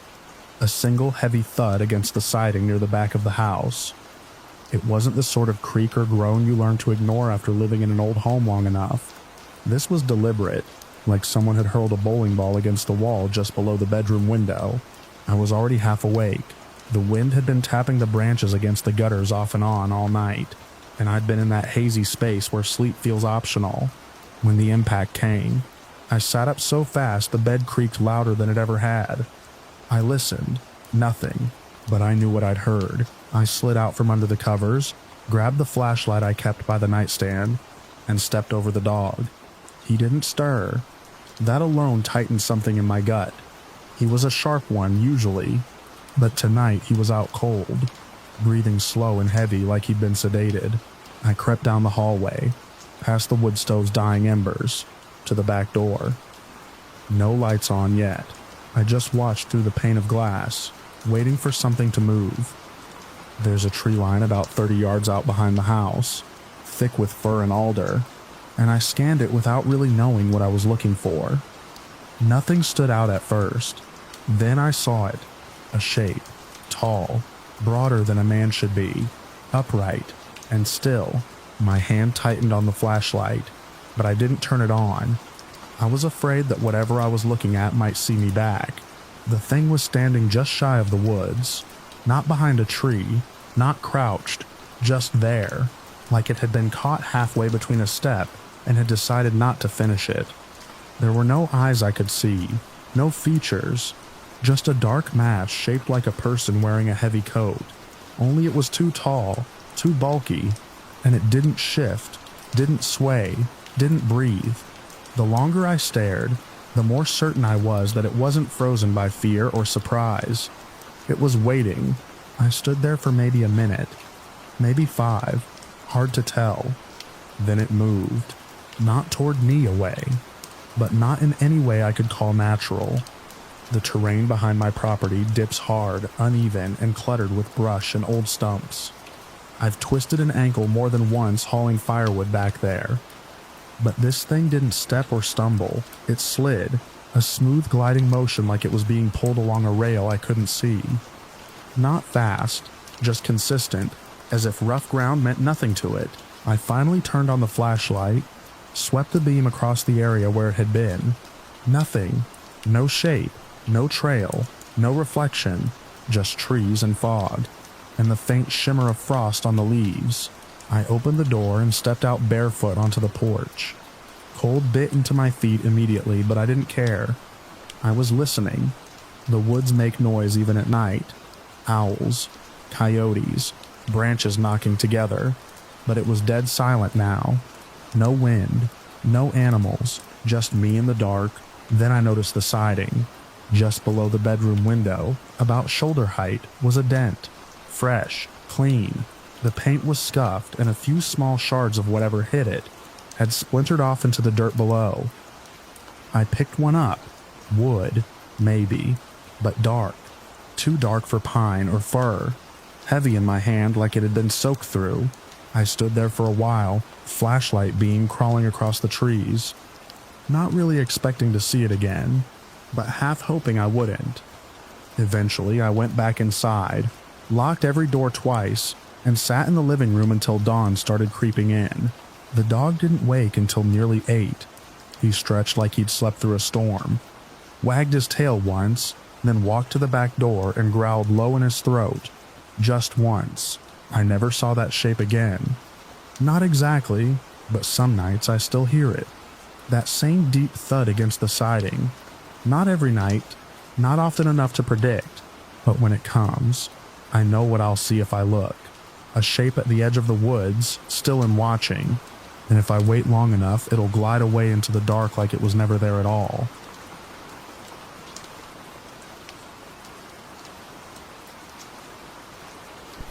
I was 13 the night it happened, and even now, more than a decade later, I can still feel the gravel crunching under my sneakers, the chill of the air sliding down the back of my neck like a warning finger.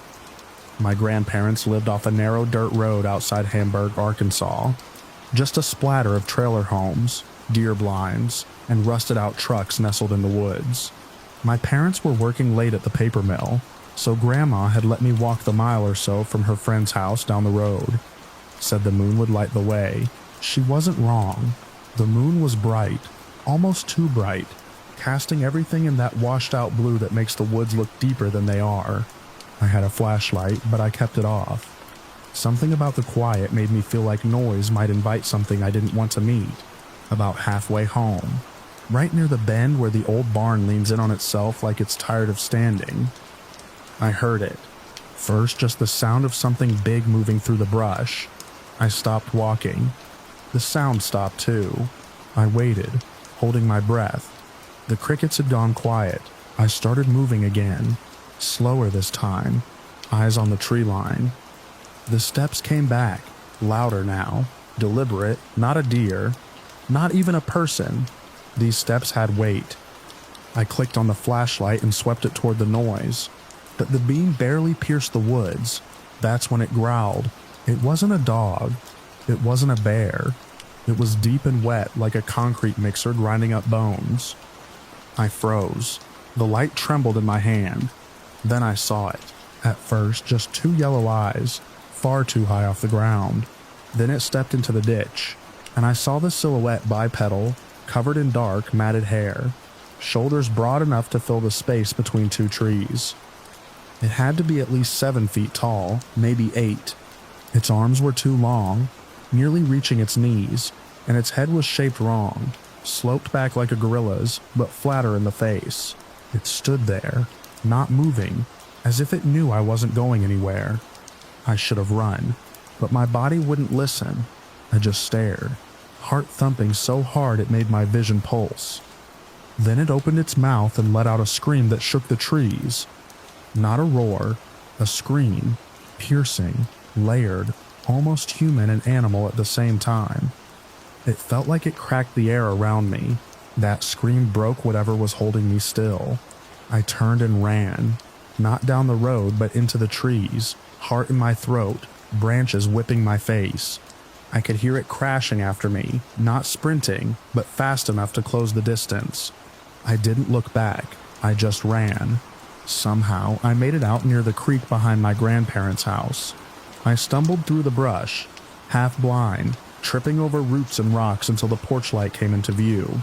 I barreled up the steps and slammed through the door, screaming for my grandfather. He met me in the hallway, shotgun already in hand. When I told him what I saw, his face didn't change. He just nodded once and locked the front door behind me. Said he'd seen it before. Said back in '82 it had come right up to the house, threw a rock the size of a cinder block through the garden fence. Another time, tried to push in the back door while Grandma screamed from the bedroom. He never told anyone outside the family. Didn't want the trouble, didn't want folks thinking he was crazy, but he always knew it was out there. He believed me, because he'd lived it. We didn't call the cops, we didn't tell neighbors. Grandpa just sat up all night on the porch, shotgun in his lap, eyes on the trees. I didn't sleep. I watched from the window, but nothing else came. The woods stayed still. Next morning, we found the ditch torn up. Huge prints, bare and wide. Toes like a man's but longer, deeper impressions than any boot I'd ever seen. A few broken branches marked where it had stood. I never walked alone after dark again. Even now, when the wind moves just right through the trees, I hear that scream in the back of my skull.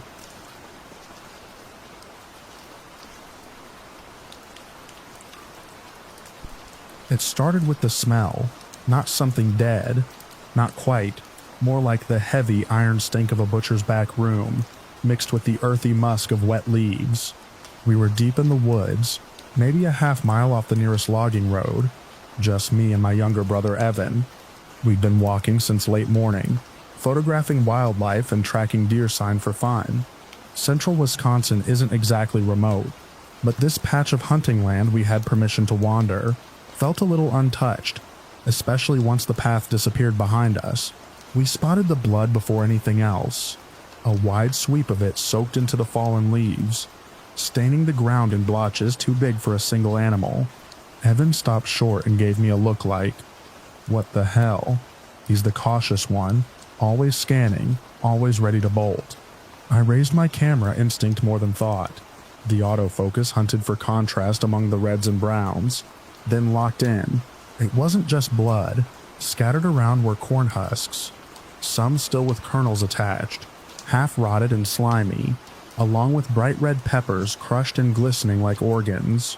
A ring of flat dark stones surrounded it all, each one deliberately placed.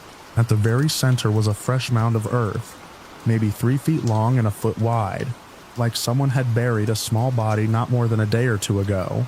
Evan kept whispering nope under his breath. He pointed at the mound. That's not an animal kill, that's a grave. He wasn't wrong.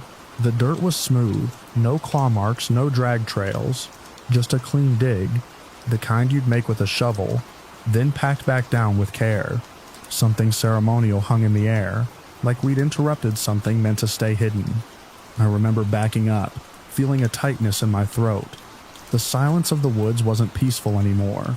It was too complete, like even the birds were holding their breath. We hiked out faster than we'd come in, both of us quiet except for the occasional glance over our shoulders. I couldn't stop replaying the arrangement in my mind.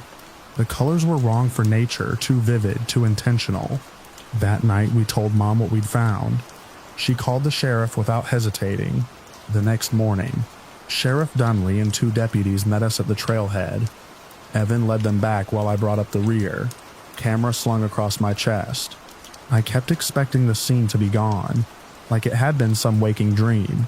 But when we reached it, everything was exactly as we'd left it, except now there were boots, scuffing the perimeter, radios crackling, the smell even sharper under the noon sun. The sheriff didn't say much at first. He had that worn, patient, small-town lawman carry. but I saw him flinch slightly when he kicked at one of the peppers, and it split open, leaking something thick and brown. One of the deputies snapped photos while the other poked the mound with a gloved finger. Then they started digging. It didn't take long, just a foot or so under the surface. The deputy's trowel struck something soft. He paused, then cleared away the dirt by hand until he revealed fur. A rabbit, large, brown, intact except for a thin slice across its chest. The body was curled like it had been laid to rest. Beside it was a small strip of cloth, possibly dyed, possibly just stained. Sheriff Dunley squatted beside the hole. "This isn't human," he said. "Looks like some kind of offering." Evan made a sound that might have been a laugh or a cough. I looked around at the blood-soaked ground, the peppers, the corn. It wasn't comforting, not exactly, but it changed the weight of the air. We weren't looking at a crime scene anymore, at least not the kind we'd feared. Still, something about it didn't sit right. Back at home, we told our sister what had happened. She raised an eyebrow, then shrugged. Probably kids doing weird rituals. TikTok's full of that crap. But I couldn't forget the neatness of it all.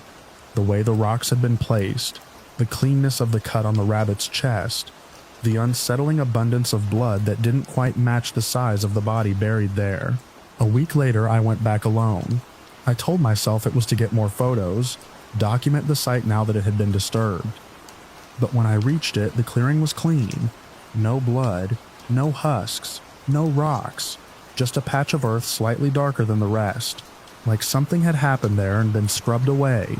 Whatever it was, whatever message it meant to send, it had been received, not just by me, by something that expected it, or maybe by someone who came back to finish what they started.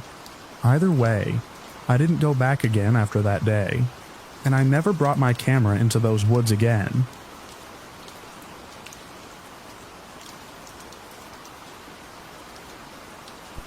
It started as just another long walk with Andy, the kind of thing we'd done every summer since we were 12. That July afternoon was one of those thick humming days where the air felt like syrup, and the cicadas hadn't stopped screeching since we stepped onto the conservation land. We weren't following a trail. The point was to get lost within reason, and maybe stumble across a stream or a crumbling stone wall from the 1800s. That's the kind of thing we looked for, not what we found. We first noticed it because of how the sunlight hit the ground ahead. Too bright, too still, about 20 yards off the deer path. The forest just changed. At first I thought it was a clearing, but as we walked closer we realized it wasn't open space. It was a circle, a perfect circle, about 20 feet across. Everything inside was dead. Not just brown, not dying, dead. No grass, no undergrowth. Even the moss that usually clung to the rocks had peeled away or shriveled into a gray crust. The soil looked scorched, but there was no sign of fire, not a single burn mark on the trees around it, just an unbroken ring of lifelessness in the middle of a living forest. Andy knelt down at the edge and poked the ground with a stick. It snapped in half. The wood didn't look rotten, just brittle, like it had been dried in an oven. I walked around the edge and noticed something that made me stop. The trees that had branches stretching into the circle were bare. Not a single leaf passed the boundary, even though the rest of the tree outside it was full and green. Then we noticed the quiet. It wasn't a slow fade. It was like stepping off a curb into another world. 1 second I could hear the buzz of insects, the calls of birds. The next, nothing. Total silence. Like sound itself had been sucked out of the air. Andy stood up fast and looked at me. His eyes were wide. I didn't say anything. I didn't want to break the silence, as if speaking would draw attention. It wasn't just quiet. It was oppressive, like pressure building in your ears before a storm.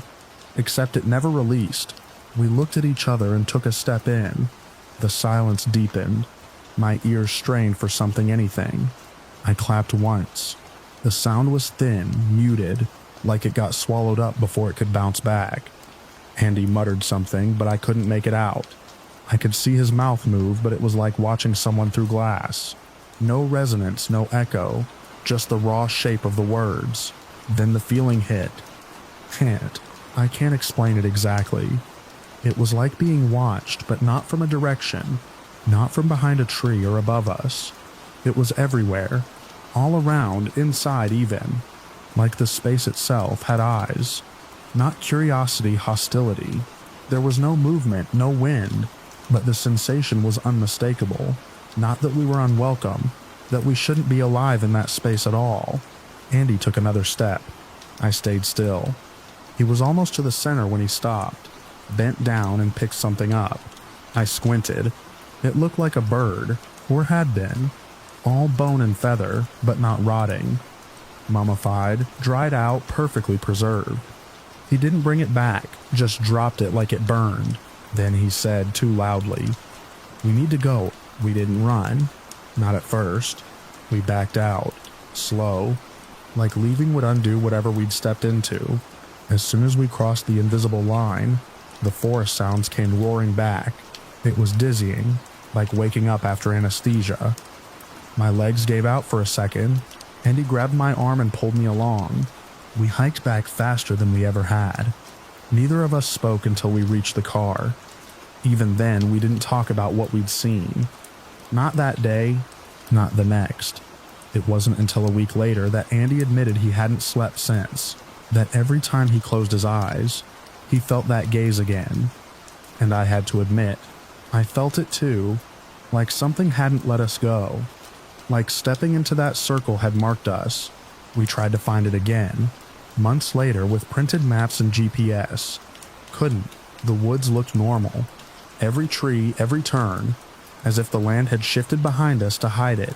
But sometimes, when I walk in silence, I hear that dead hush start to creep in at the edges, and I stop, and I listen, and I know I'm close again.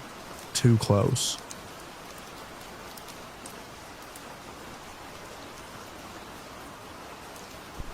I'd been in the area before, years back, documenting migratory patterns for a personal project. Western Wisconsin had always given me good shots. White-tailed deer moving through misty clearings, sandhill cranes at dawn, even the occasional bobcat if I was lucky and patient. This time I was looking to revisit some of my old haunts and see how the landscape had changed. I remembered the defunct campground tucked into the woods off a now eroded forest road. It had been shuttered decades ago, but I'd camped nearby once when I was younger, drawn by the quiet and the thick undisturbed woods around it. The place was exactly as forgotten as I remembered. Wooden signs rotting at the posts, nature clawing back the gravel loops where tents once stood. It was midday when I parked near the overgrown trailhead, sun streaking through the leaf canopy. There was no wind, no bird calls either, which struck me as odd, but not unheard of. The late autumn air was cool and dry, perfect for a long hike with my gear. I slung my camera over one shoulder and started along the trail that once served as a service road, now narrowed to a deer path choked with brush. About a mile in, I noticed a shift, not in the terrain but in me, a rising tension that made no rational sense. The air wasn't any colder, the light hadn't changed, but I became acutely aware of my own presence in the space, like I'd walked into a room where someone had just stopped speaking. It was more than silence, it was a pressure. I pushed on, trying to shake the unease. I've hiked alone for years, and know better than to let nerves dictate my pace. The old road bent left and descended into a shallow gully. I remembered this spot vaguely, a dry creek bed running through it, scattered boulders and mossy stumps, but now it felt tighter, claustrophobic. The trees leaned in overhead, limbs almost brushing, and there, in the far side of the gully, was the cave. I didn't recall a cave from before. Maybe I'd never come this far down. It wasn't dramatic, just a dark gouge in the hillside, maybe 5 feet tall at the mouth. You could easily miss it if you weren't looking directly at it, but once I noticed it, I couldn't look away. Something about the opening, it felt wrong. Not dangerous, not at first, just misplaced, like it didn't belong in this forest. I took a step closer, camera raised halfway. I didn't intend to go inside.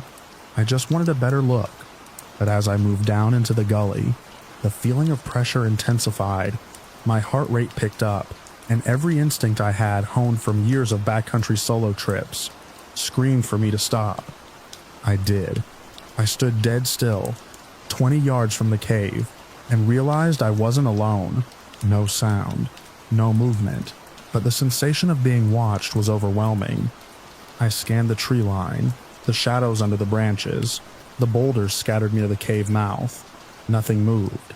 Still, I couldn't shake it, that certainty that someone or something stood just behind my line of sight, watching me watch the cave.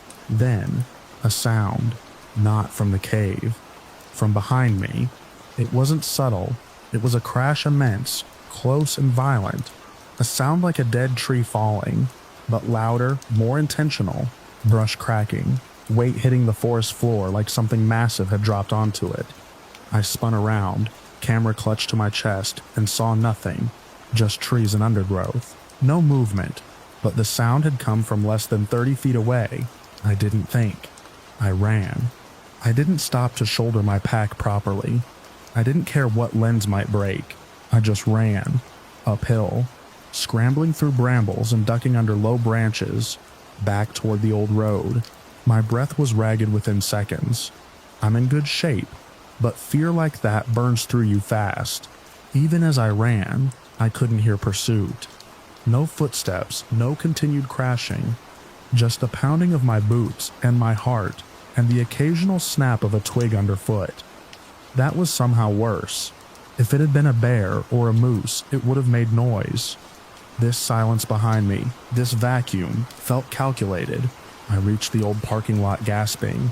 The trees thinned just enough for sunlight to hit my face fully again, and only then did I allow myself to turn around. Nothing. The woods were still. But that feeling, I was certain it hadn't stopped at the gully. I felt watched until I drove 10 miles east, until I hit cell service again. I never once looked in my rearview mirror. I checked the news later. Nothing unusual reported.